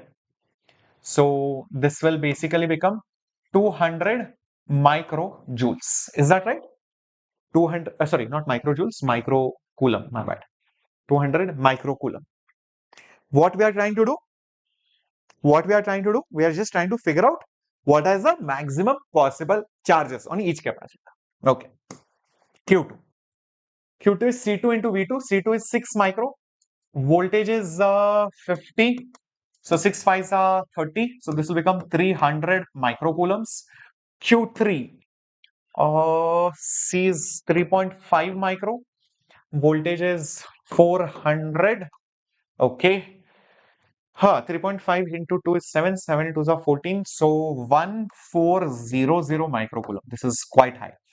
Now I'll tell you, whenever every capacitor has a maximum charge storing capacity, you will always look for the weakest capacitor, because if the weakest one can store, then obviously the stronger ones can still store it. The converse is not true. Third capacitor can store a lot of charge. It does not mean if you give this full capacity, the other two capacitors will work, because if they have more than 200 or 300, they will burn, it will break down. So always look for the weakest. If you can support the weakest, you are done. So this is the weakest. This is the weakest capacitor. So solve the problem for the weakest. Forget about the others one. So forget these. So if charge 1 is 200 microcoulomb, think about it. If this has 200 microcoulomb, naturally they are in series. This should also have 200 microcoulomb because they are in series, guys. They are in series. Is that right? If this has 200, this has 200 microcoulombs, right? Does not mean this has 400 or this has 200, guys. There is no absolute relation. The voltages are same. All right. So I think we can figure out how much is the voltage across both of them. Voltage across AB, because that will be the same, is same in parallel. Same in parallel circuits, because this is obviously parallel to this side. This and this sides are parallel. So what is the voltage difference across AB, which is what the question is voltage difference across capacitance 1 plus voltage difference across capacitance 2. Correct? This voltage plus this voltage is the total voltage. Voltage is Q is CV, voltage is Q by C. So it will be charge which is same divided by C1 plus charge by C2. Sorry. So Q is same and the charge will be 200 micro. 1 by C1. C1 is 2 micro plus 1 by C2. C2 is 6 micro. Micro cancels. So you will be left with 200 into 1 by 2 plus 1 by 6. Common denominator is 6. So this will become 3 plus 1. So this will become 200 multiplied by 3 plus 1 is 4. So 4 by 6. Okay. So 200 multiplied by 2 by 3, which is 400 by 3 volts. 400 by 3 volts should be the answer.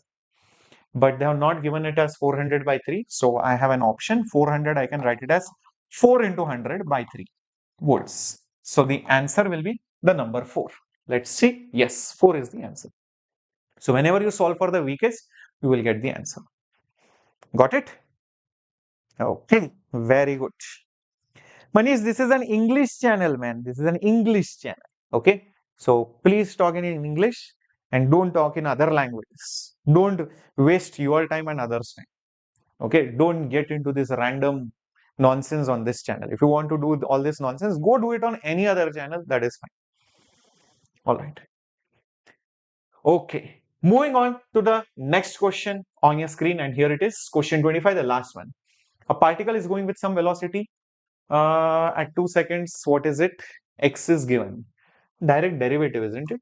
So dx by dt is 2 multiplied by 2t plus 1. Dx by dt is velocity, so it will become 4t plus 1. Put the value of time as 2. So velocity at 2 seconds will become 4 into 2 plus 1. It is 8 plus 1, which is 9 meters per second. Directly we can give it. Yeah, just check this out.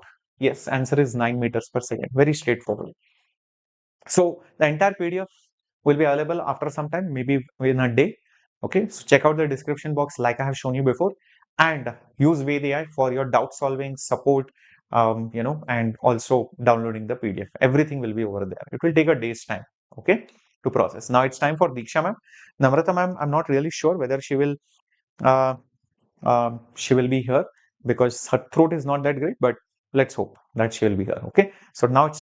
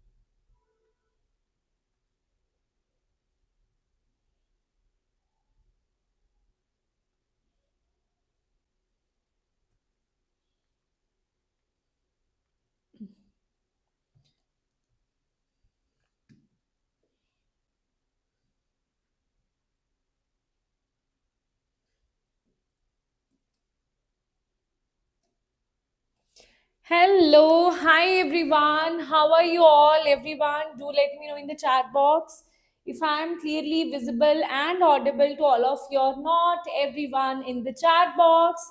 And just give me 1 minute. I'll be just back in 1 minute. There is some really, really urgent thing, right? Just give me 1 minute, okay?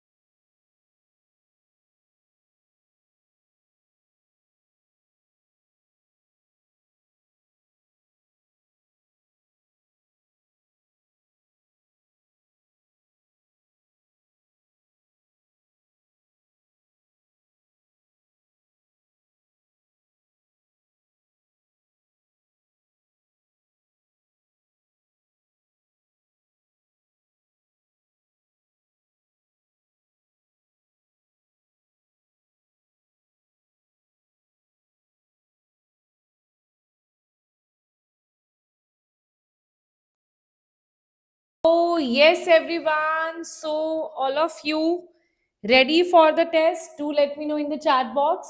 Are you ready for chemistry section? Yes, everyone.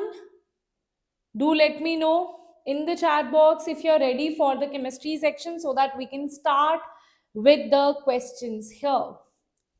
Yes, everyone. Shall we start with the questions? Do let me know. Hello, good evening. Hello. Ready? I want to see green hearts in the chat box. I want to see how much energy is there. How much energy is there? Ready? Spam the chat box with green hearts so that we can start with the session. Yes, everybody. Perfect, perfect. Now, no chit chat and all in the chat box. Let's focus, right? Just 10 days, guys, right? Those whom you are chit chatting with, na, they are not serious for attempt one. If you are serious, then focus only on the questions, right? Okay, perfect. Let's start. I think I am green color blind because I am not able to see green colors.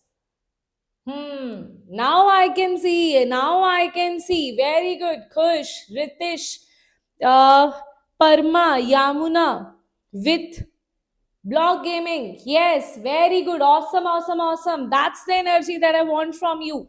That's the energy, guys. That's the energy. Okay, let's start with now. Now, I have tried to keep those kind of questions that I have not discussed in part 1, like in your 11th syllabus test and your 12th syllabus test. So I have tried not to repeat the questions. Okay, so you will see different type of questions here, right? So let's talk about that. The first question is on the limiting reagent, and they are saying that for this reaction, H2 is identified as limiting reagent. That means you have to select from these what should be the mass so that the limiting reagent is this. Tell me, what is the trick that we used to use? We used to say that N2 plus 3 of H2 give rise to 2 of NH3. Which will be the limiting reagent? When G by S, that means given moles by stoichiometry, that means I can say number of moles of N2 by 1 and number of moles of H2 by 3. Which of them should be smaller? This should be smaller if I am saying this is the limiting reagent. If I am saying, because in the question it is given to me, they have, the best thing is in the question they have given this is the limiting reagent. Can you see the twist here? They are not asking you the limiting reagent. They have given it in the question that this is the limiting reagent. That means this is the relation that I need to have. So I need to solve every single part here to identify in which of the following number of moles of N2 is greater than number of moles of H2 divided by 3. Is that clear? So one by one we'll discuss. First part is 56 gram of N2, 10 gram of H2. So let's discuss about that. 56 gram of N2, not 56. And this is how much gram of H2? 10 gram of H2. 10 gram of H2. Now tell me, how do you calculate the number of moles here? Number of moles is equals to given mass by molecular mass of N2. Given mass is 56, molecular mass of N2 is 28. So 28 into 2, right? That is going to be 2, right? What about number of moles of H2 here? That is going to be mass of H2 divided by molar mass of H2. Mass of H2 is given to be 10, molar mass is given to be 2. Molar mass we know, hydrogen is 1, 2 hydrogen is 2, right? So it is 5, right? So can I say that what is the value of number of moles of N2 by 1? That is same, that is 2. Number of moles of H2 by 3. That is going to be 5 by 3. Something it is going to be 5 by 3 will be what? 1.69, right? 1.67, sorry. 1.67. So which value is shorter? this value or this value? Definitely we can say this value is smaller. So first is the correct answer. We don't need to do that much calculations here, right? So I can clearly see this justifies this thing that number of moles of N2 by 1 is greater than number of moles of H2 by 3. So definitely A is the correct answer here, right? Okay, perfect. Any problem? Simple, easy, doable question, right? You will see like some students might get confused what they are saying, but this is the only thing. This is a concept and this is the how you solve it, right? Okay, yes, tell me. Clear? Tell me everyone. Are you ready for the second question here? For the second question, everyone, right? It was not time, it was not lengthy, huh? Calculations are also easy. See, first part we got the correct answer, that's why it was easy. But what if they gave C as the correct answer? Then you will have to solve two wrong answers, then you will pick the third. So yes, it will be lengthy, right? So let's see, this is a pure less time consuming, but concept is very strong here. Concept is very strong, okay? Concept is super strong here. Let's talk about the concept here. What is the concept? See, which of the following is the correct plot for the probability density psi square as the distance r? This is for 2s. So we are calculating the radial nodes firstly, because we need to find the radial nodes. Radial node is nothing but n minus l minus 1. N is what for 2s? N is equals to 2. L is equals to 0. Right? So we'll put 2 minus 0 minus 1. That is nothing but 1. So you need to have one radial node. Now always remember in the graphs, the initial and the final points are never the nodes, even if they lie on 0. So here this final point is not a node because this is final. This point is not a node, this will be a node. Okay, this point is not a node, this will be a node, this will be a node. So here you have two nodes, here you have one node, here you have 0 node. So this cannot be the answer, this cannot be the answer. Here also this point is not a node, but this is a node. So here also you have one node. So I can see now E and D can never be the answer, that is for sure. Now, tell me, they are asking you the graph of psi square. They are not asking you the graph of psi, right? Psi square. This never is, see, the graph of psi is always positive, negative, positive, negative. Psi square and 4 pi r square dr psi square is always positive, positive, positive, right? Okay, so answer is going to be, this also is eliminated. So answer will be B is the correct answer here. Can you see? I think you are calculating this as, I think you have answered the correct only. Actually, you don't know which is A, which is B, which is C. Actually, this is C, this is B, and this is D. Okay, you can define anything. How does it matter, right? But now, I think because of brightest, now you are not able to see this is B. Okay, so answer will be, this is the correct answer. Okay, right? If you are calling this as C, you are correct, right? Done. Okay, perfect. Now in the next, now I'll mark A, B, C, D again, right? Okay, so next question. That was an interesting question, isn't it? These kind of questions are purely conceptual questions, very less time consuming, easily you can solve within seconds, right? I was teaching you, that's why I took time, but otherwise if I'm solving it, I would have solved it within like 20 seconds, 10 seconds, right? Okay, now what about this question here? They are saying, according to Bohr atomic theory, kinetic energy, now this is all the formulas, this is purely based on the formulas, nothing else. If you know the formula, you know this answer. If you don't know the formula, you are cooked, right? So tell me, kinetic energy of electron is what? Product of velocity, and this is what? Frequency is what? And this is what? Okay, so if I talk about kinetic energy, right? Kinetic energy is z square by n square. Okay. The product of velocity. Velocity is equals to, they are asking you most appropriate one, right? Most appropriate one they are asking you. Wait a minute. Mm,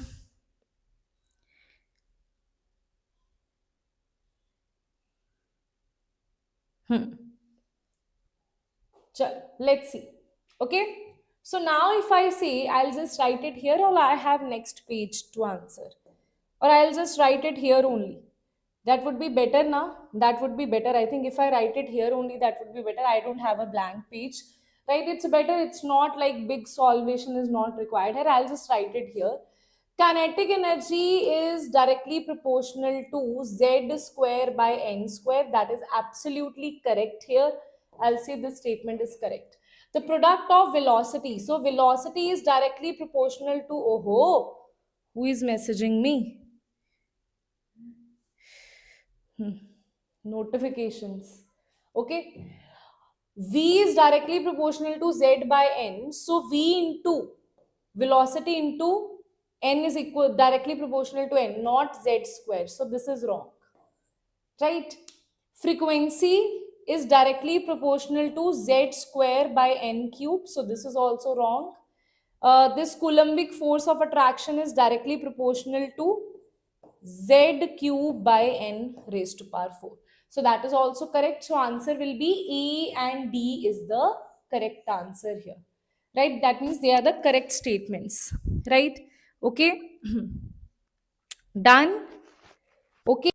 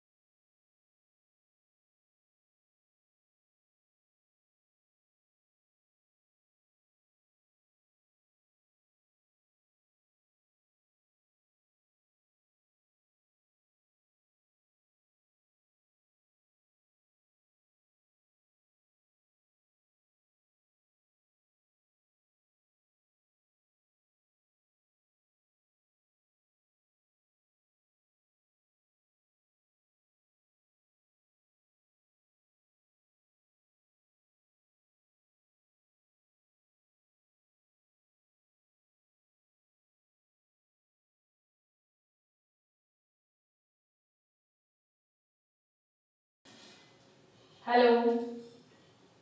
Hello. Acha, now echo will be there, huh? And my mic got discharged. For how long I was on mute?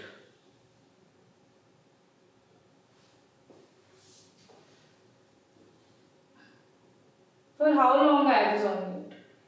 I'm so sorry, beta. I'm so sorry. I'll just do this again. Okay? I'll just do this again. I think this question was clear, right? Till here though I was audible, right? Till here I was also looking at the chats. Last 2 minutes. So this question was done 3-4 minutes before. From starting, huh? Playing with me, right? From the starting of the questions. This question now, this one, right? Okay, so I'll just solve it again. See. I think it is echoing, so my mic will just get charged in 10 minutes and after that I'll again wear the mic, okay? So, what they are saying 40% of HI undergoes decomposition. So, HI will undergo decomposition to H2 and I2. To balance this equation, I wrote it wrong. So, this will be HI, this is half of H2, half of I2. Right? Now, what I'll do? They are saying that 40% of HI, that means they have given that alpha is going to be 40%. That means 40 by 100, that is nothing but 0.4, right? So alpha value also we know. Now whenever we have any value which I want to write it in the form of alpha, how will I write it? Either I take initial mole, so initial mole, this is 1, 0, 0. This will be 1 minus alpha multiplied by initial mole, that is 1 only. This will be alpha multiplied by this 1 by 2 divided by this 1, so that will be alpha by 2. This will also be alpha multiplied by this stoichiometry, that is alpha by 2. Right? Got this? After this, what I will do? Once I have this, after this what I will do? I will write the value of Kc. What is the value of Kc? Kc is equals to concentration of H2 raised to power half. This is concentration of I2 raised to power half. This will be divided by Hi, right? How will I write it? This will be equals to alpha by 2 raised to power half. This is alpha by 2 raised to power half. Half and half, once I add it, it will become alpha 1 only. So it will be alpha by 2. This is 1 minus alpha.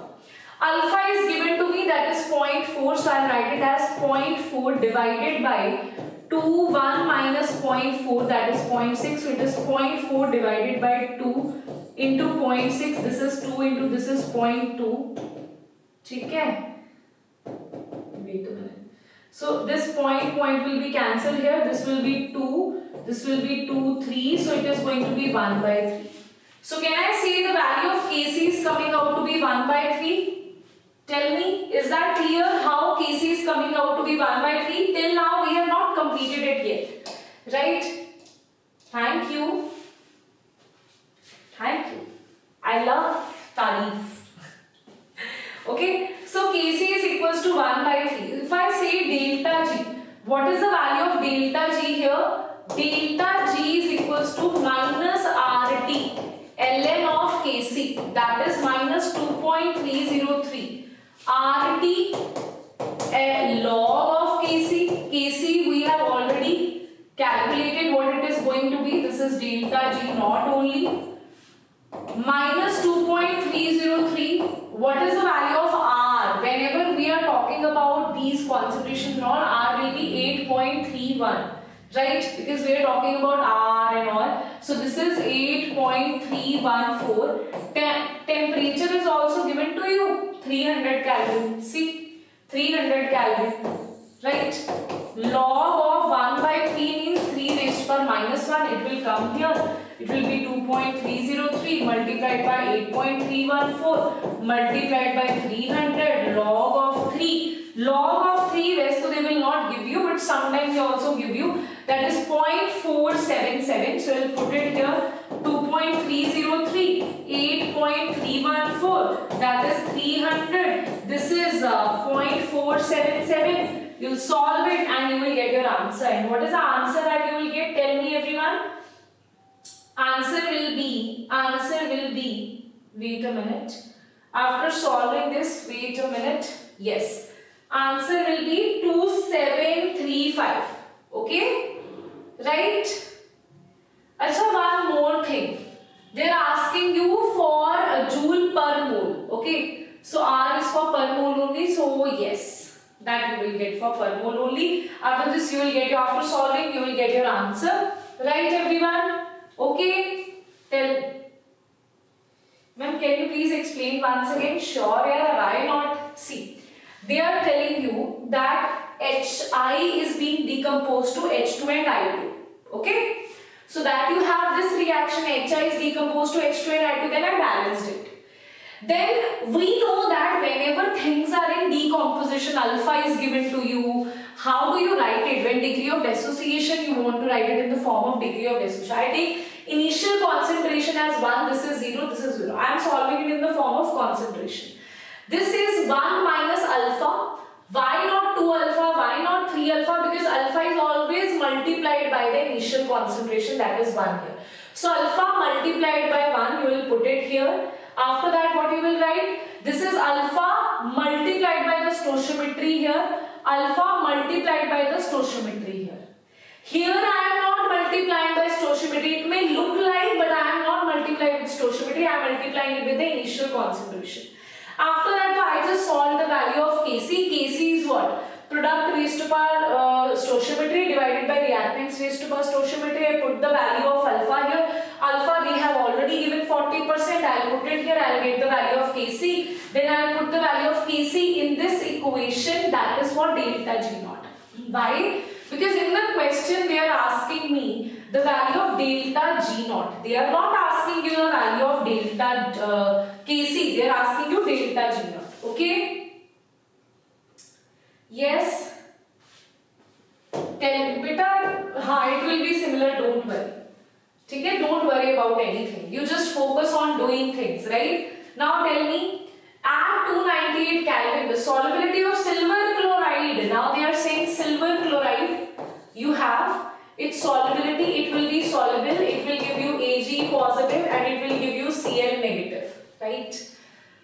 Okay, after getting soluble, they are saying the solubility is given to be this. See, solubility is given to be 1.434 into 10 raised to power minus 3. See, I will give you where you will go wrong. I will tell you where you will go wrong. You will see, you will not even realize that you are doing wrong. You are doing this question wrong. You will be so much confident that I am not doing this wrong. See, I will tell you, KSP, first we find out the value of KSP. KSP is always, I have given you a trick. Either you solve it this way, take this as solubility, this is 0, this is 0. Then after getting soluble, this is 0, this is S, this is S. S multiplied by stoichiometry, S multiplied by stoichiometry, it will be KSP is equals to S raised to power stoichiometry, S raised to power stoichiometry. Either you solve it this way, or you directly write KSP is equals to stoichiometry raised to power stoichiometry, stoichiometry raised to power stoichiometry, solubility raised to power sum of stoichiometry, that is 1 plus 1. I would say solve it this way. This is a very easy way of solving it, but you cannot solve it this way when you have common ion effect or anything like that. Okay, and tomorrow in 100 PYQs I will bring the question of common ion effect. You will see in these 4 mock tests I have got every question will be different. I am not repeating any kind of question. So this is KSP is equals to stoichiometry raised to power stoichiometry raised to power stoichiometry. This is S square. So KSP is equals to S square. We can say solubility, ma'am. What's the big deal, ma'am? Just put the value of solubility. You will get the value of KSP. Wrong. Why? Why wrong, ma'am? Because this is gram per liter. They have given you strength here. We calculate solubility in terms of concentration. in terms of mole per liter. So how do you calculate solubility in terms of mole per liter? You divide it with the molar mass. Molar mass of AgCl is what? 107.9. This is 35.5. So 9, 10, this is 14. This is 7, 8, 13. This is 4, 143.4. Okay? You will solve this. What you will get here? This is 10 raised to power minus 3. This is this will be here. This will be 1, 2, 3, and this also. This will cancel.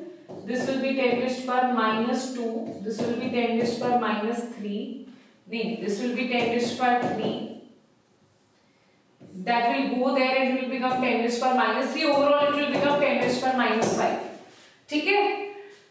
So now what you need to do, KSP is equals to 10 raised to power minus 5 square, that is 10 raised to power minus 10. After that, what you will do? Once you have calculated it, what you will do?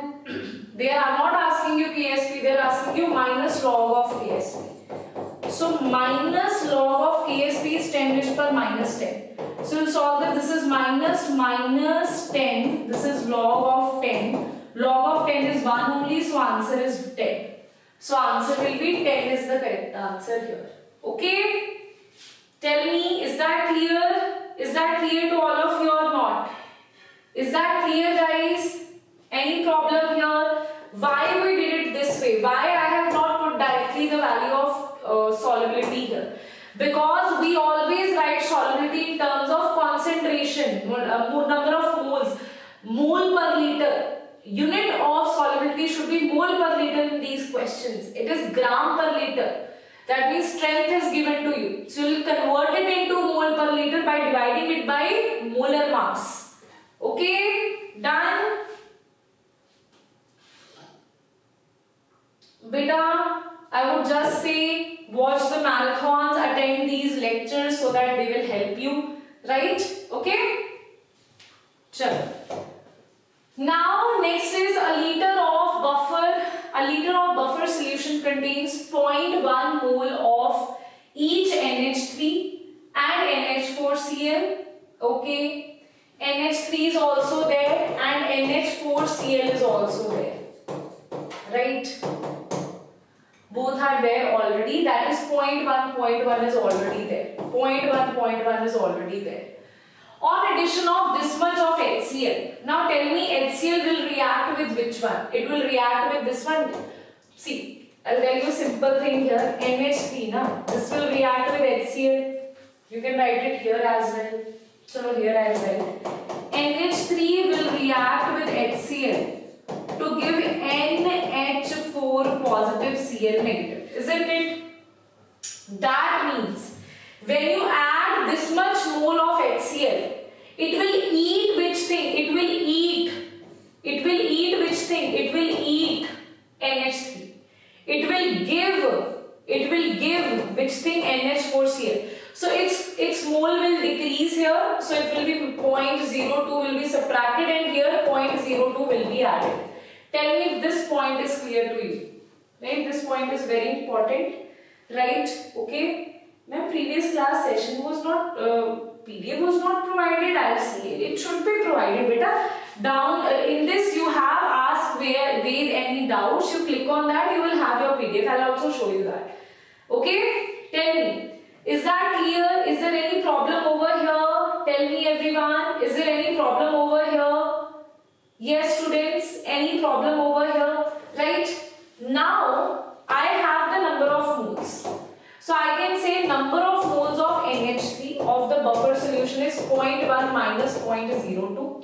Number of moles of NH4Cl is equals to 0.1 plus 0.02. That is clear. Now we are saying that the pH of the solution you have to find out. pKb is given to you, right? So for that first you need to know the formula that is there. What is the formula everyone? Tell me. What is the formula? Formula is POH equals to P Kb plus plus log of NH3 by NH4Cl, right? Okay, it is NH4Cl by, or you can just directly say salt by base. Okay, salt by base na. Achha, tell me why ma'am you are writing pH? Because beta this is a basic buffer. Who told me this is a basic buffer? This is the salt of, can I say one thing? Number of moles of, there's so much concept, see the concept here. Number of moles of which is greater? Number of moles of NH4Cl is greater than number of moles of NH3. That means I can see what you have here. You have the salt of weak base with strong acid. Okay? So that is a basic buffer. Right? Okay? So that is why you can see, because number of moles of this is greater than this. So I can see that this is a basic buffer. That's why I am writing it like this. This is the formula of basic buffer. You have NH3 here. Now the beta nothing. You have everything. Number of moles of concentration you write, because volume is same. So number of moles and concentration is same only. So I'll just put the value here. pOH is equals to pKb is what? pKb is given to be 4.745. Okay. Log of NH4 positive is given to be what? That is given to be 0.1 plus 0.02. Okay. So I'll just write it here. 0.1 plus 0.02, that will become what? This will become 0.08. This will become 0.12. Okay na? Okay. So that's how you will write it. Isn't it? So that will be 0.08.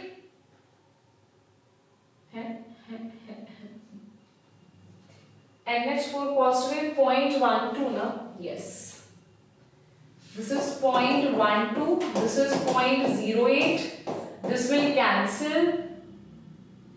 So it will become 4.745 plus log of, this is 2 into what?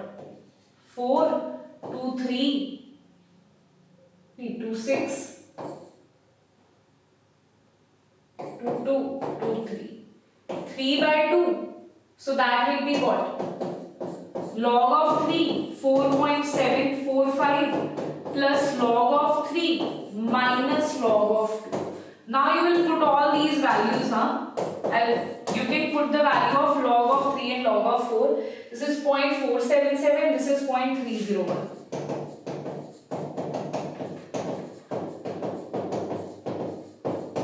Now what you are left with? After this you will solve the value of pOH. What is the value of pH? They have asked you the value of pH here. That will be 14 minus pOH, and you will get your answer here. Tell me any problem? Yes, everybody. I'll just tell you what is the value of pOH. It will be 4.921. Okay? pOH will come out to be 4.921. This will be 14 minus 4.921. Solve it and you will have your answer. Okay? That is 9.079. 9.079. And what they are asking you here, they are asking you in terms of 10 raised to power minus 3.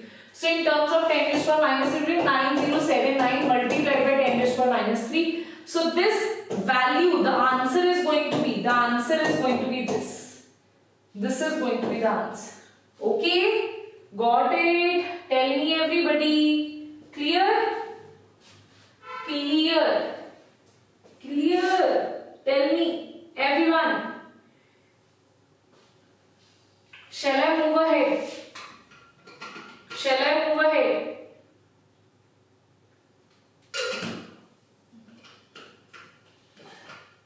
Okay. Let's see this. Now they are saying that a solution is prepared by dissolving 0.6 gram of urea and 1.8 gram of glucose in 100 milliliter of water.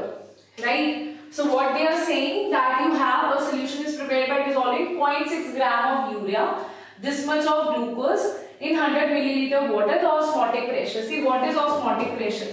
Pi is equals to urea and glucose both are non-electrolyte. So I is always going to be 1. So we will not write it here. Pi is equals to CR3. But this C will be the total C, the full molarity that you will have after this. So that will be C is equals to 0.6 gram of urea. Okay? Urea molar mass is 60. So it is number of moles of urea, that is 0.6 by this.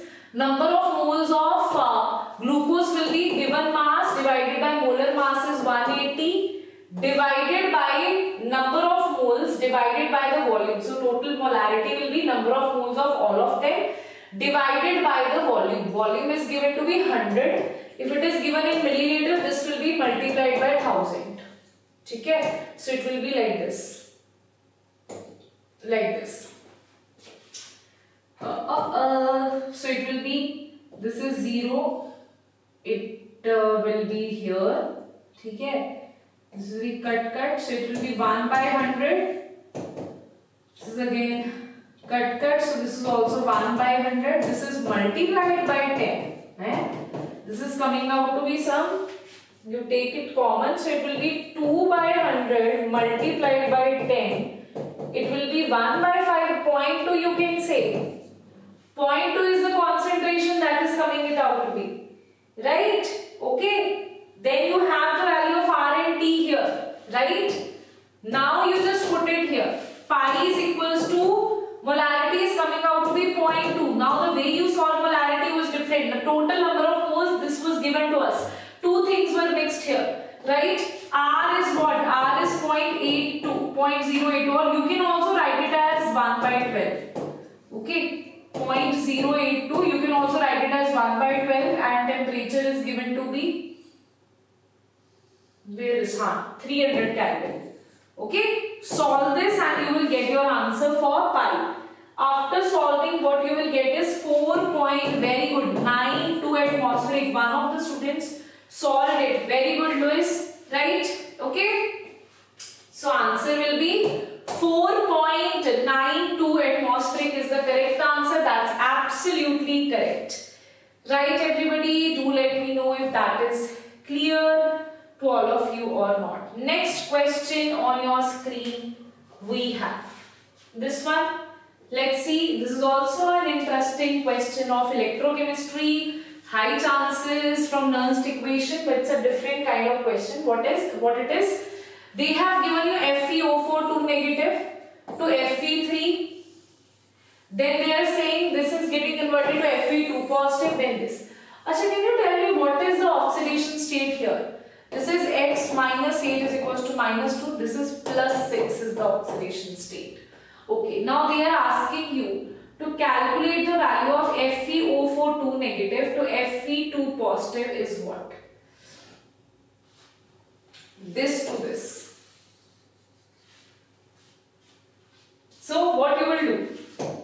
What you will do? Always remember, electrode potential is not additive in nature. You can't add it and calculate like this and this add them will get the total. No. Delta G is additive in nature. So what we usually do, what we do here also will do the same thing. What you will do here, this is reduction only now, so I'll calculate the reduction potential only. So what I'll say that if let's say this is 1, this is 2 and this is 3.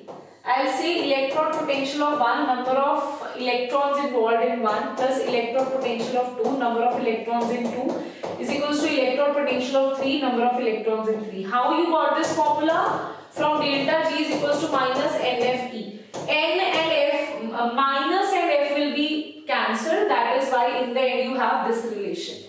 Now, if they ask you from this to that, then I'll add this, this and this, that will be equals to the overall. Okay, got it now? So, E1 is given to you, that is 2.2, right? And number of electrons involved is 3 here, plus 6 to plus 3 it is 3. E2 is given to be 0.7, right? Then N2, number of electron involved is 1. And here they are saying number of electron here is 4. Number of electron is 4 and E3 I don't know, right? So E3 is going to be 2.2 multiplied by 3 plus 0.7 divided by 4, right? That will be 6.6. 6.6 plus 0.7 divided by 4. Let me see what is the answer that you are getting here, everyone. Let's see the answer that you are getting here. 6.6 plus 0.7 divided by, this is not allowed in exam. Let me see. 1.825 is the correct answer. Absolutely correct. 1.825. What they are asking you, they are saying write it in this term. So it will be written as 1825 multiplied by 10 raised power minus 3. So answer is going to be, this is the correct answer here. Tell me everyone if that is clear. See, questions are interesting, na? You are having like good questions, these are, okay? You will feel that yes, I am learning something. Ma'am, can you please use microphone? Yes, I will use that. Wait a minute.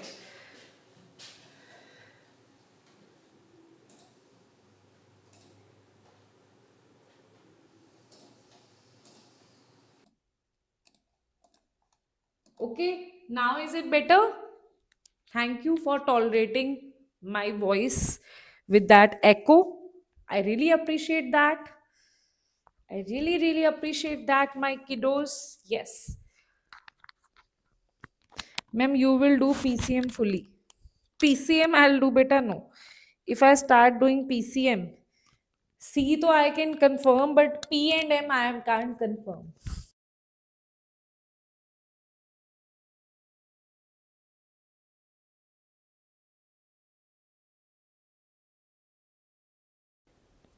Hello, hello, hello. Hello, hello, hello.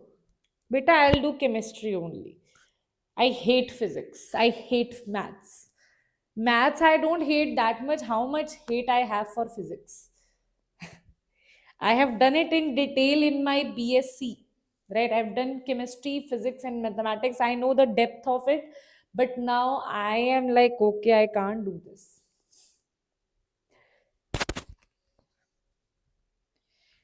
Yeah, done. Voice clear. Voice clear. Checkpoint done. Tell me. If voice is perfect for all of you, then do let me know.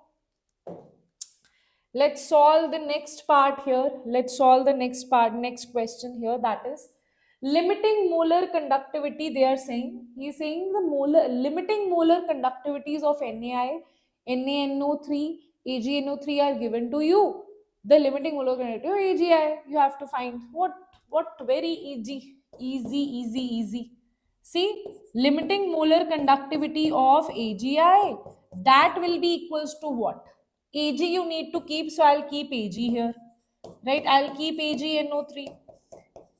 I also I need to keep AgNO3, and I also I'll add only, right?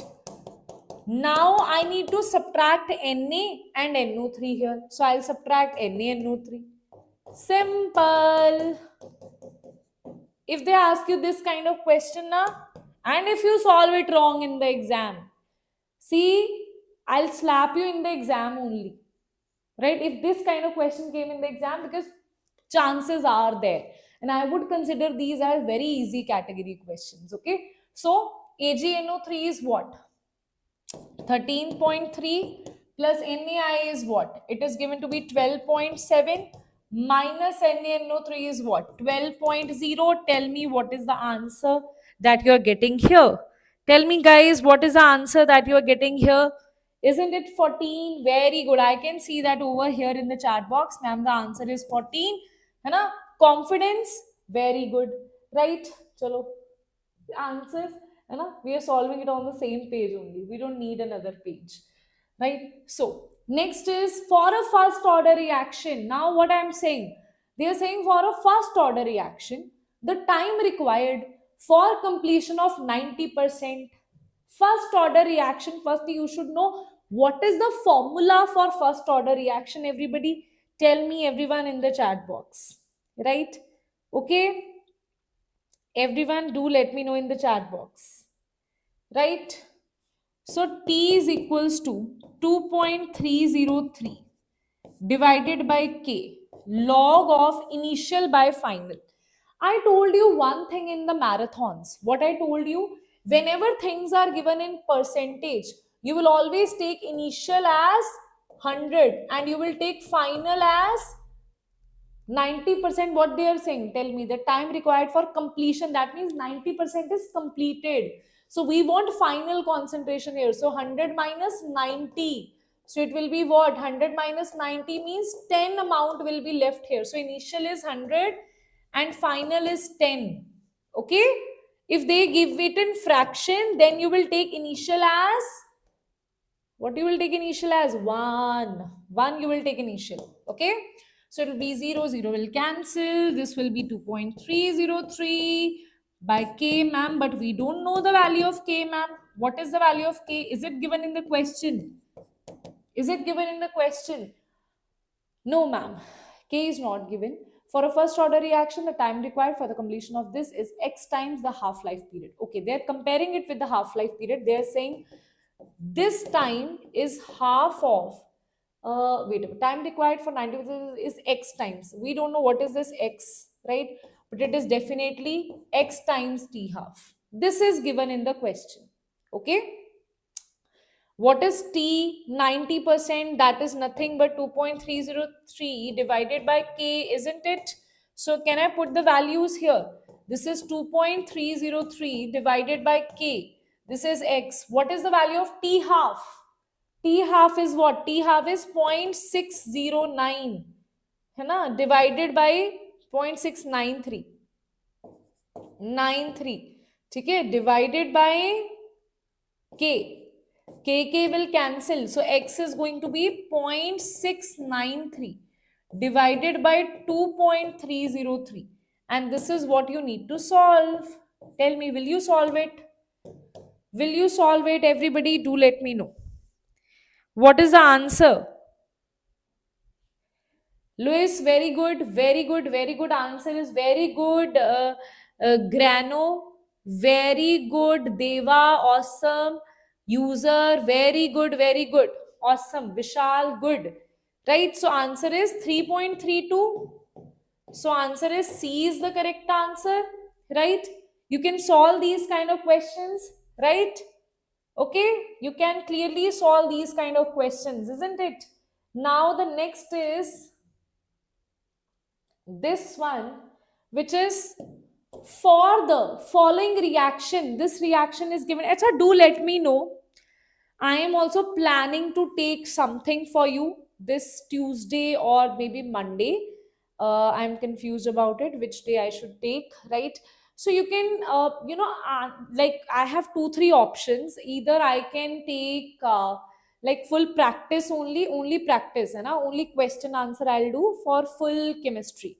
Okay, but I want 100 plus students here. Okay, otherwise I'll not take. Otherwise I'll stop the streaming in between. Okay, because so much efforts it takes me to pick out the questions and all. So do you want me to take a practice session of full chemistry, or do you want me to take if you can manage it for 5 6 hours? Okay, if you can manage 5 hours, I'll take like 4 5 hours practice session. Do you want that, or do you want me to take this what I call exceptions, naming reactions, only these theory part, no questions?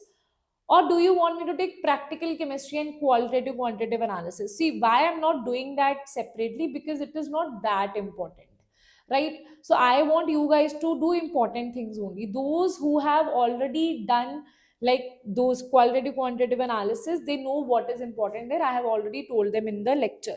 So do let me know in the comment section after the end of this streaming that what exactly do you want me to pick. Okay, yes, whatever you do, some of you have ma'am answer only PYQs. ठीक है, whatever, I'll also make a poll on Telegram channel. Only those students will tell me, those who are willing to come in the class. Okay, otherwise if I see my efforts are not being appreciated, why I'm thinking about this, because I know that you value my efforts that I put. I can see the the comments over there on my marathons of organic and inorganic. I can see your love and support, so that pushes me to do more for you, right? I'm also thinking of doing one full chemistry, so that I'll do after, if I'm just confused between what I should do, right? What I believe is practice question for this Tuesday, and maybe on 16th or 17th, right? Just 2 3 days before, we'll just revise the important things. No question, nothing, just a quick overview of everything in 3 4 or 5 hours I'll do. Okay, if you're up for that, then you can let me let me know in the comment section, okay? Right? So that I can plan with that, because it takes me a lot of time to prepare your PPTs, right? Okay, yes, chalo. Now let's see this. You already got the answer. That's amazing, right? So for the following reactions, you have A, this is 700 Kelvin, this is 500 Kelvin with catalyst. They are saying it was found that A is decreased by this. Okay. In the presence of catalyst, if the rate reaction, okay, ठीक है. So K is equals to A e raised to power minus EA by RT, right? I can say K is equals to, because K1 and K2 is same. Okay, so for 1, this is K1, this is K2. K1 is what? This is minus A e raised to, this is minus A, this is A. A e raised to power minus EA by RT1. This is A e raised to power minus A by E raised to power. Activation energy is decreased by 30, na? So this will be EA minus 30 by RT2. EA will cancel, EE will cancel. Okay, then minus minus will cancel. This will be EA by RT1 equals to EA minus 30 by RT2. R will also cancel. So EA by T1 is equals to EA minus 30 by T2. Okay, so T1 is given to you at this, it is 700. So it is EA by 700, and this is EA minus 30 by 500. This will also cancel, and what you will have here, you will have 5 of EA is equals to 7 of EA minus 210. So it will be 2 of EA. This is 210. This will be EA is equals to 105. Is it coming out to be the answer? What they are asking you, activation energy of the catalyst. Kilojoule per mole only they have given you, na? Yes. So how come your answer is coming out to be 75? Mine is coming out to be C. Right? Tell me. Is that clear what we have done? Everyone, do let me know what they have asked you. If the rate remains unchanged, the activation. Oh, I have calculated the EA. They are not asking me EA, you are right. They are asking EA minus 30. They are asking for catalyst, what is the value. So EA minus 30 is nothing, 105 minus 30, that is 75. So absolutely correct, kilojoule per mole, that is your answer here. So answer is going to be D is the correct answer here, okay? Very good. Yes, very good. So let's talk about the next part here. Next is, okay, so now see, physical chemistry definitely takes time. You can see that, right? Physical chemistry takes time, guys, right? But now we'll be talking about which thing in organic chemistry, some questions of organic chemistry. So now, you will see how fast we'll do. That's why I tell you, physical chemistry in the exam, definitely you can see questions are not that out of box. You don't have to remember as such, but you have to calculate things, right? Just formula remembering is enough for you. But in case of which this inorganic chemistry and organic chemistry, some questions are answered within seconds, right? You will see, right? So I can see that over there in the chat box, you guys are answering. Given below are the sides, you can see this over here. Okay, ma'am. So I can see that number of amphoteric oxides. See, if I see this, hmm, only this is amphoteric here. So answer is B is the correct answer, right? Okay. So why? This is basic because it is metallic oxide. This is amphoteric. This is neutral. This is also neutral. N2O, NO, CO. These are neutral oxides. Cl. This is acidic oxide. So answer is definitely B is the correct answer here. What about next one? When psi A and psi B are the wave function of atomic orbitals, uh, sigma star is represented by what? You can answer this. Answer it fast in the chat box, everyone. So it is, ma'am, nothing. Psi A minus psi B, anti-bonding orbital. So answer will be, what is this? 2, 2, nothing. So it will be psi A minus psi B. So B is the correct answer here. Right? Okay. Next is the correct set from the following in. From the following in which both pairs are in correct order of melting point. Guys, that to Shreyas sir will tell you. I think Shreyas sir actually, because why he shifted his class, the reason was because of this buffering that was occurring. That is the reason my physical chemistry marathon I have to divide it into two parts. Otherwise, I would have completed it in just one part. Why I have to do that? Because there was so much buffering, I was not able to complete only, right? So that is the reason it happened. But now I feel there is no buffering, so he'll definitely take it soon, right? So the correct set from the following, in which I think on Monday or Tuesday he will take, right? In the following, which pair, both pair are correct order of the melting point. So they're the correct set from the following in which both pairs are correct in order of melting and boiling point. See, melting point is directly proportional to lattice energy. It is directly proportional to charge by size. Okay, this is the thing. It is directly, only this thing you have to remember. Now, if I talk about lithium, Cl, and this, in these two things, see, charge is same. This is Li positive, Li positive, this Cl negative, Cl negative. So charge is same. Charge is not the differentiating factor. Differentiating factor is that fluorine size is the differentiating factor. So fluorine has small size. Small size means larger melting point. So its melting point will be more. That means this will be correct. So these two are not correct, right? What about this one? In this case, this is Na positive, Cl negative. This is Mg2 positive. This is 2 negative. That means here charge is different. More is the charge, more is the melting point. So this will be correct. Okay. So answer will be D is the correct answer here. Is that clear? Okay, everyone. Tell me, do let me know if that is clear to all of you or not. Right? Okay. Acha. Next is, which one of the following lanthanoids given below is most stable in divalent form? Right? This is a fact, right? That europium is most stable because of its configuration. Right? We know that F0, F7, and F14 are more stable. That is why europium in +2, cerium in +4, right? These are more stable, right? So answer will be europium is the correct answer here. Right. Next is cerium 4 has noble gas configuration. Now they are saying cerium 4 positive has noble gas configuration.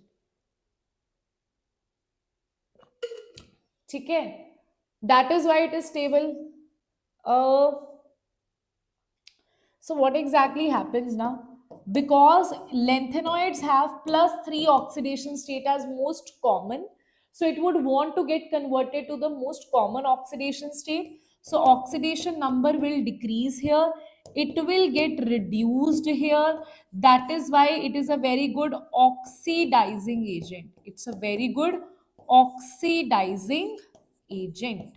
So answer will be, it's a very good oxidizing agent. So I can say no, it does not act as both. It will prefer to give away electron. No, it will prefer to gain the electron and behave as oxidizing agent, right? because it would want to get converted to +3 oxidation state. ठीक है जी? Okay, right everybody? Tell me. So answer will be B is the correct answer here, right? Now let's see some more questions of organic chemistry, and if you want more practice questions, then do let me know. The incorrect statement regarding the geometrical isomers of 2-butene is what? Geometrical isomers of 2-butene. Let's talk about that, okay? Let's talk about that, everyone. So, cis 2-butene and trans 2-butene are not interconvertible at room temperature. Yes, that is true. Trans 2-butene is more stable than cis. Yes, because trans does not have any repulsions. That is also true. Cis butene has less dipole moment than trans butene. So trans here, dipole moment will be cancelled. So trans will have less. So that is false. Trans will have less dipole moment. So they are asking you incorrect statement. So C is the incorrect statement. Then last one is cis 2-butene and trans are stereoisomer. No. Sorry, yes, they are stereoisomer. They are geometrical isomer of each other. They are stereoisomers, right? So answer is yes, right? Okay. ठीक है जी? Yes. So next is the ascending acidity order of the following H atom is what? Ascending acidity order, they are asking you. Ascending acidity order, let's talk about that, everyone. So if you see H here, this will give rise to C double bond C H, and after losing H it will be negative. This will become CH2. This is triple bond, okay? This is actually triple bond. I think it is not even visible to me. This is double bond, right? This is CH, so this will be negative. This will be CH3, CH3, CH3, and this is negative, and this will be CH3, CH2 negative. Which one is more stable? For a carbon ion, when you have something which is electron withdrawing, it makes it stable. So if I can see this over here, this is Sp, this is Sp2, this is Sp3, and this is Sp3. ठीक है? So Sp3 comparison I'll do later on. Firstly, I know that Sp is highly electronegative. So electronegative element will try to abstract the electron. It will make it stable. So it will be A. ठीक है? Ascending order of stability means it will be good acid. A, then you will have B. Among these two, though, you are providing the electron, you are making it unstable. Here you are providing the electron with just one CH3. So I can see that. So I can see this, then there will be D, and then C will be minimum. Okay? So A, B, D, C. A, B, D, C. So answer will be D is the correct answer. Tell me, everyone, is that clear? Any problem over here? Tell me. Any problem over here? A, B, D, C. Correct now? Clear? Yes. Chalo. Abhi will do that. Beta वैसे practical chemistry is not that important. They have not asked you. ठीक है? But still, if you want to do, last year also I did practical chemistry. You can watch my lecture, but they have not asked question on that. So there is nothing new that I can add. ठीक है? So I know that even if I would not advise those students to take that. Those who are like at maybe 100 marks or 70 marks or maybe 110 marks, I would definitely not advise you to waste your time on practical chemistry. Rather, do these questions. I'll be very blunt with you. Okay?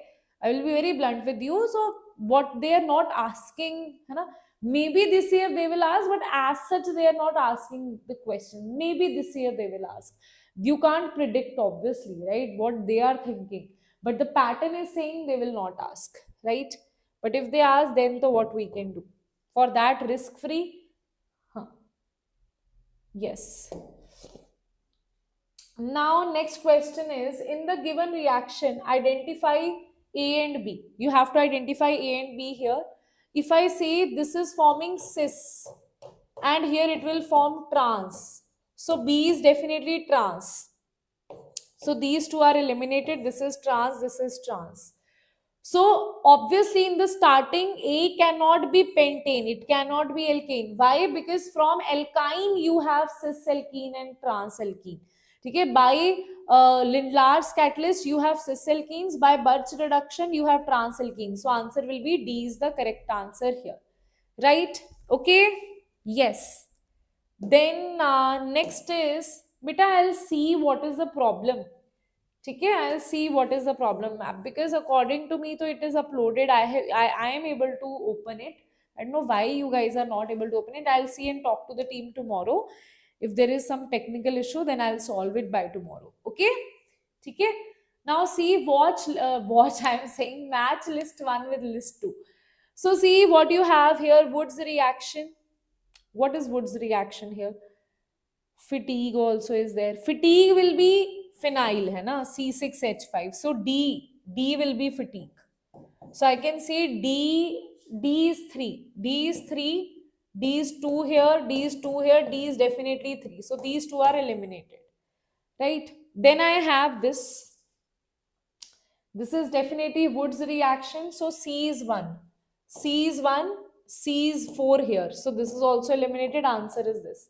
Acha, what about Sandmere? Sandmere is when you use, see, Gatterman and Sandmere, what is the difference? In Sandmere, you have salt. So this is Sandmere and this is Gatterman. This is Gatterman because you have copper powder here. So 1 is 2 and B is 4. That is absolutely correct. So answer is A is the correct answer here. I can see all of you very happily answering this, right? Chalo. Then we have this thing where we are taking 2-hexene, where we are adding O3 and water. Okay, what we are doing here, we are adding O3 and water. Let's talk about that.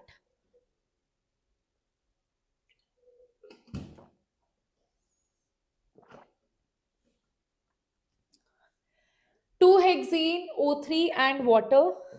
Okay. Chalo, let's see. 1, 2, 3, 4, 5, 6. 2-hexene means here.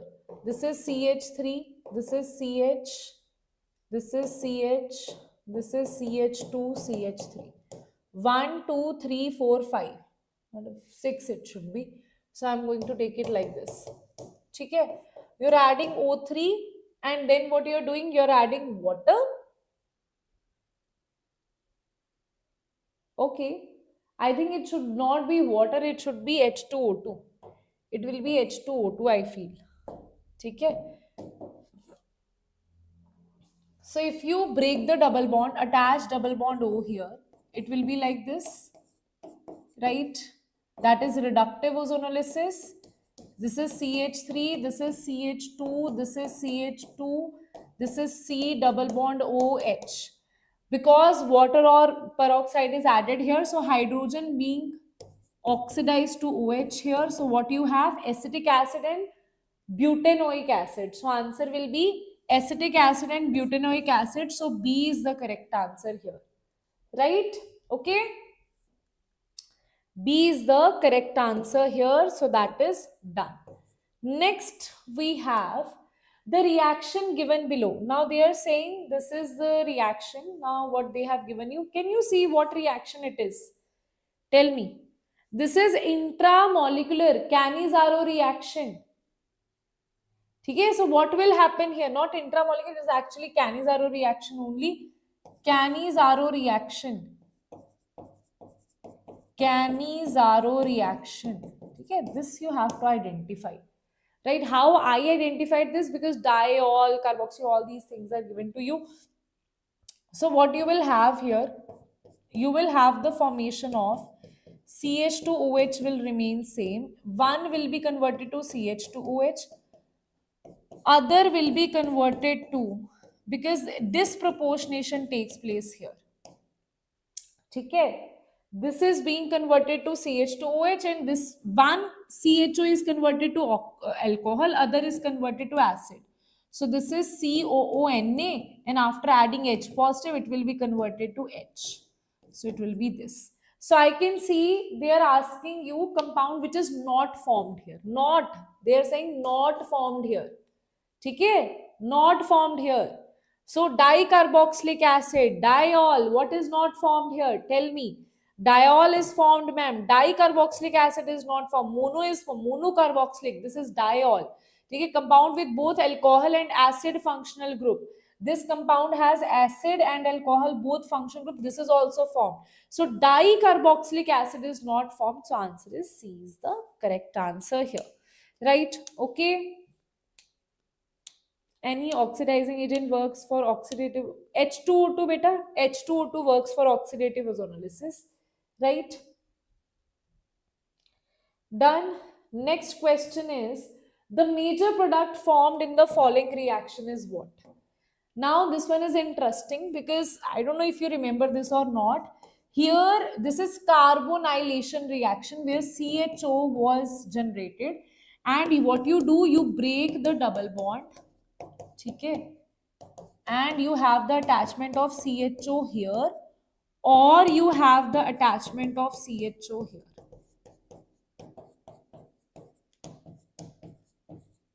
Either though this will be 3, wait a minute. Either you have CHO here or you have CHO here.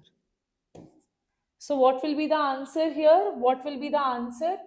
Answer will be CH3, CH2, C double bond. This is double bond will definitely not be there. CH3, CH2, CH2, CH2, CHO, that is there. CH3, CH2, CH2, one carbon, so you have eaten only. This is not correct. Either this or this will be formed. So I can see this as the option. So I can see D is the correct answer here. Beta A will not be there. Why? Because CHO is generated here. It is not converted. One extra carbon is introduced here. Okay?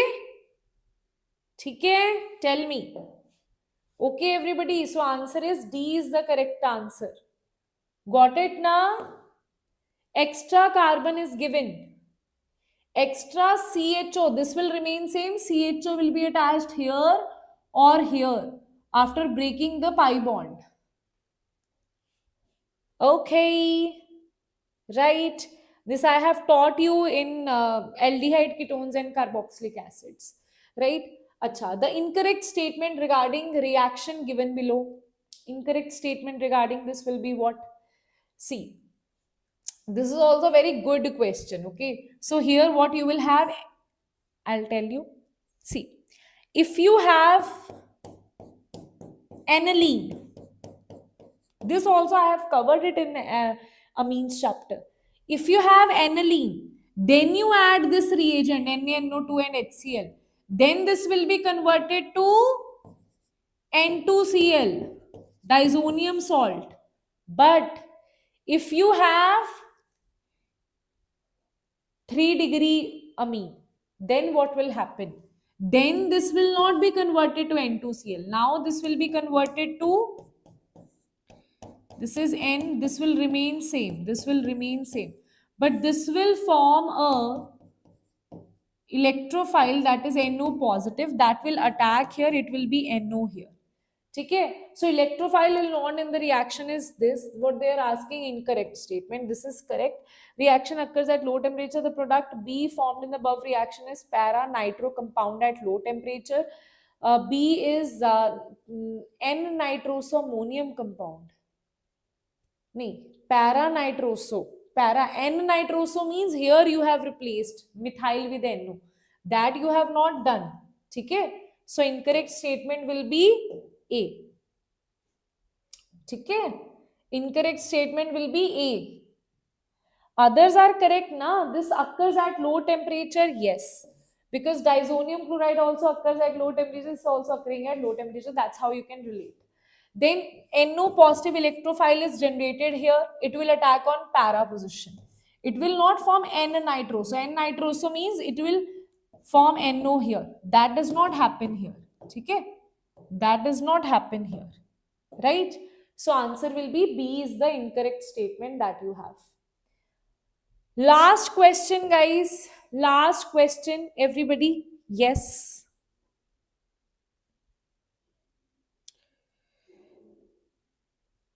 Beta, have you listened? डर के आगे जीत है, right? Fear is very normal. You have just 10 days, right? Fear is normal. Getting anxious is normal. But if you're getting distracted and by getting anxious, you're not working, you are actually, because you're under so much pressure that you're not able to study, that is wrong. If you're getting stressed, it's okay. Make that into your motivation and study, revise, revise, revise, revise, revise, practice, practice, practice, practice, practice. Don't pick anything new, right? Okay, don't do that. Now, incorrect statement about glucose is glucose remain in multiple isomeric form in aqueous solution. Glucose is soluble in water because of having aldehyde functional group. Glucose is an aldohexose. Glucose is one of the monomer unit of sucrose, right? So glucose is soluble in water because of having aldehyde functional group. That is not true, right? This is the way you know that multiple isomeric form it exists, है ना? Alpha beta also it exists. That is true. Aldohexose, yes, it has 6 carbon. Aldehyde is there. One of the monomer unit of sucrose. Yes, sucrose is made up of glucose and fructose, so that is also true. So this is the incorrect statement here. Okay, tell me everybody, clear? Acha, I just saw Namrata ma'am's message. So basically, Namrata ma'am is not well today, right? She is not fine. I don't know if you know or not, but she was not well from the past 1 week. That's why your class got cancelled. She is having throat, like major throat infection, and she is not even able to speak. Right, so that is the reason right now she is not able to speak, and that is the reason she will not be taking your class here, right? Okay, yes, chalo. Now I'll be ending the class, guys. Now I want you guys to tell me in the comment section what you want me to take for chemistry in the upcoming week. I'll surely do that, right? Okay, yes. Beta, I to think so. She has texted that she is not well. So yes, right? Chalo. Okay then, bacha. Bye bye. Take care. See you all in the next class. That is tomorrow for top PYQs. Bye bye. Bye bye everyone. Acha, one more thing I forgot to tell you that. Wait a minute. Wait a minute. You guys are asking for this, na? Wait a minute.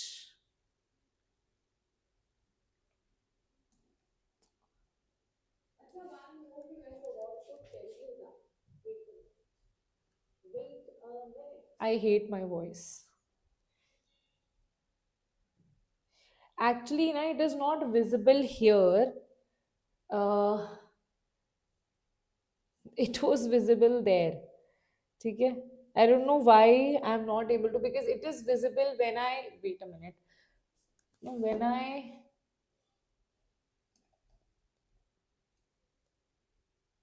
yes, it is visible here. I'll just see. I'll just pick that only, and then I'll wait a minute. Okay, I'm doing something because of maybe some privacy issues. It is not coming on my studio, my dex, this screen. But your ma'am is super jugadi. Hmm.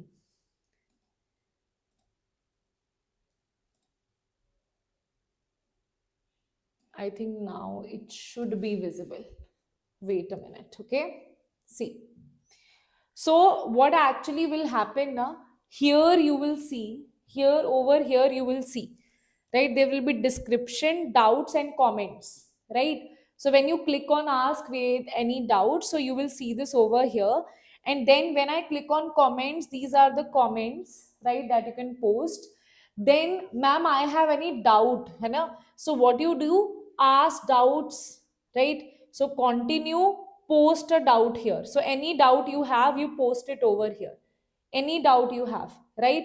You just need to post it over here, right? Any doubt you have regarding the session, right? So what will happen, your doubts will be answered here, right?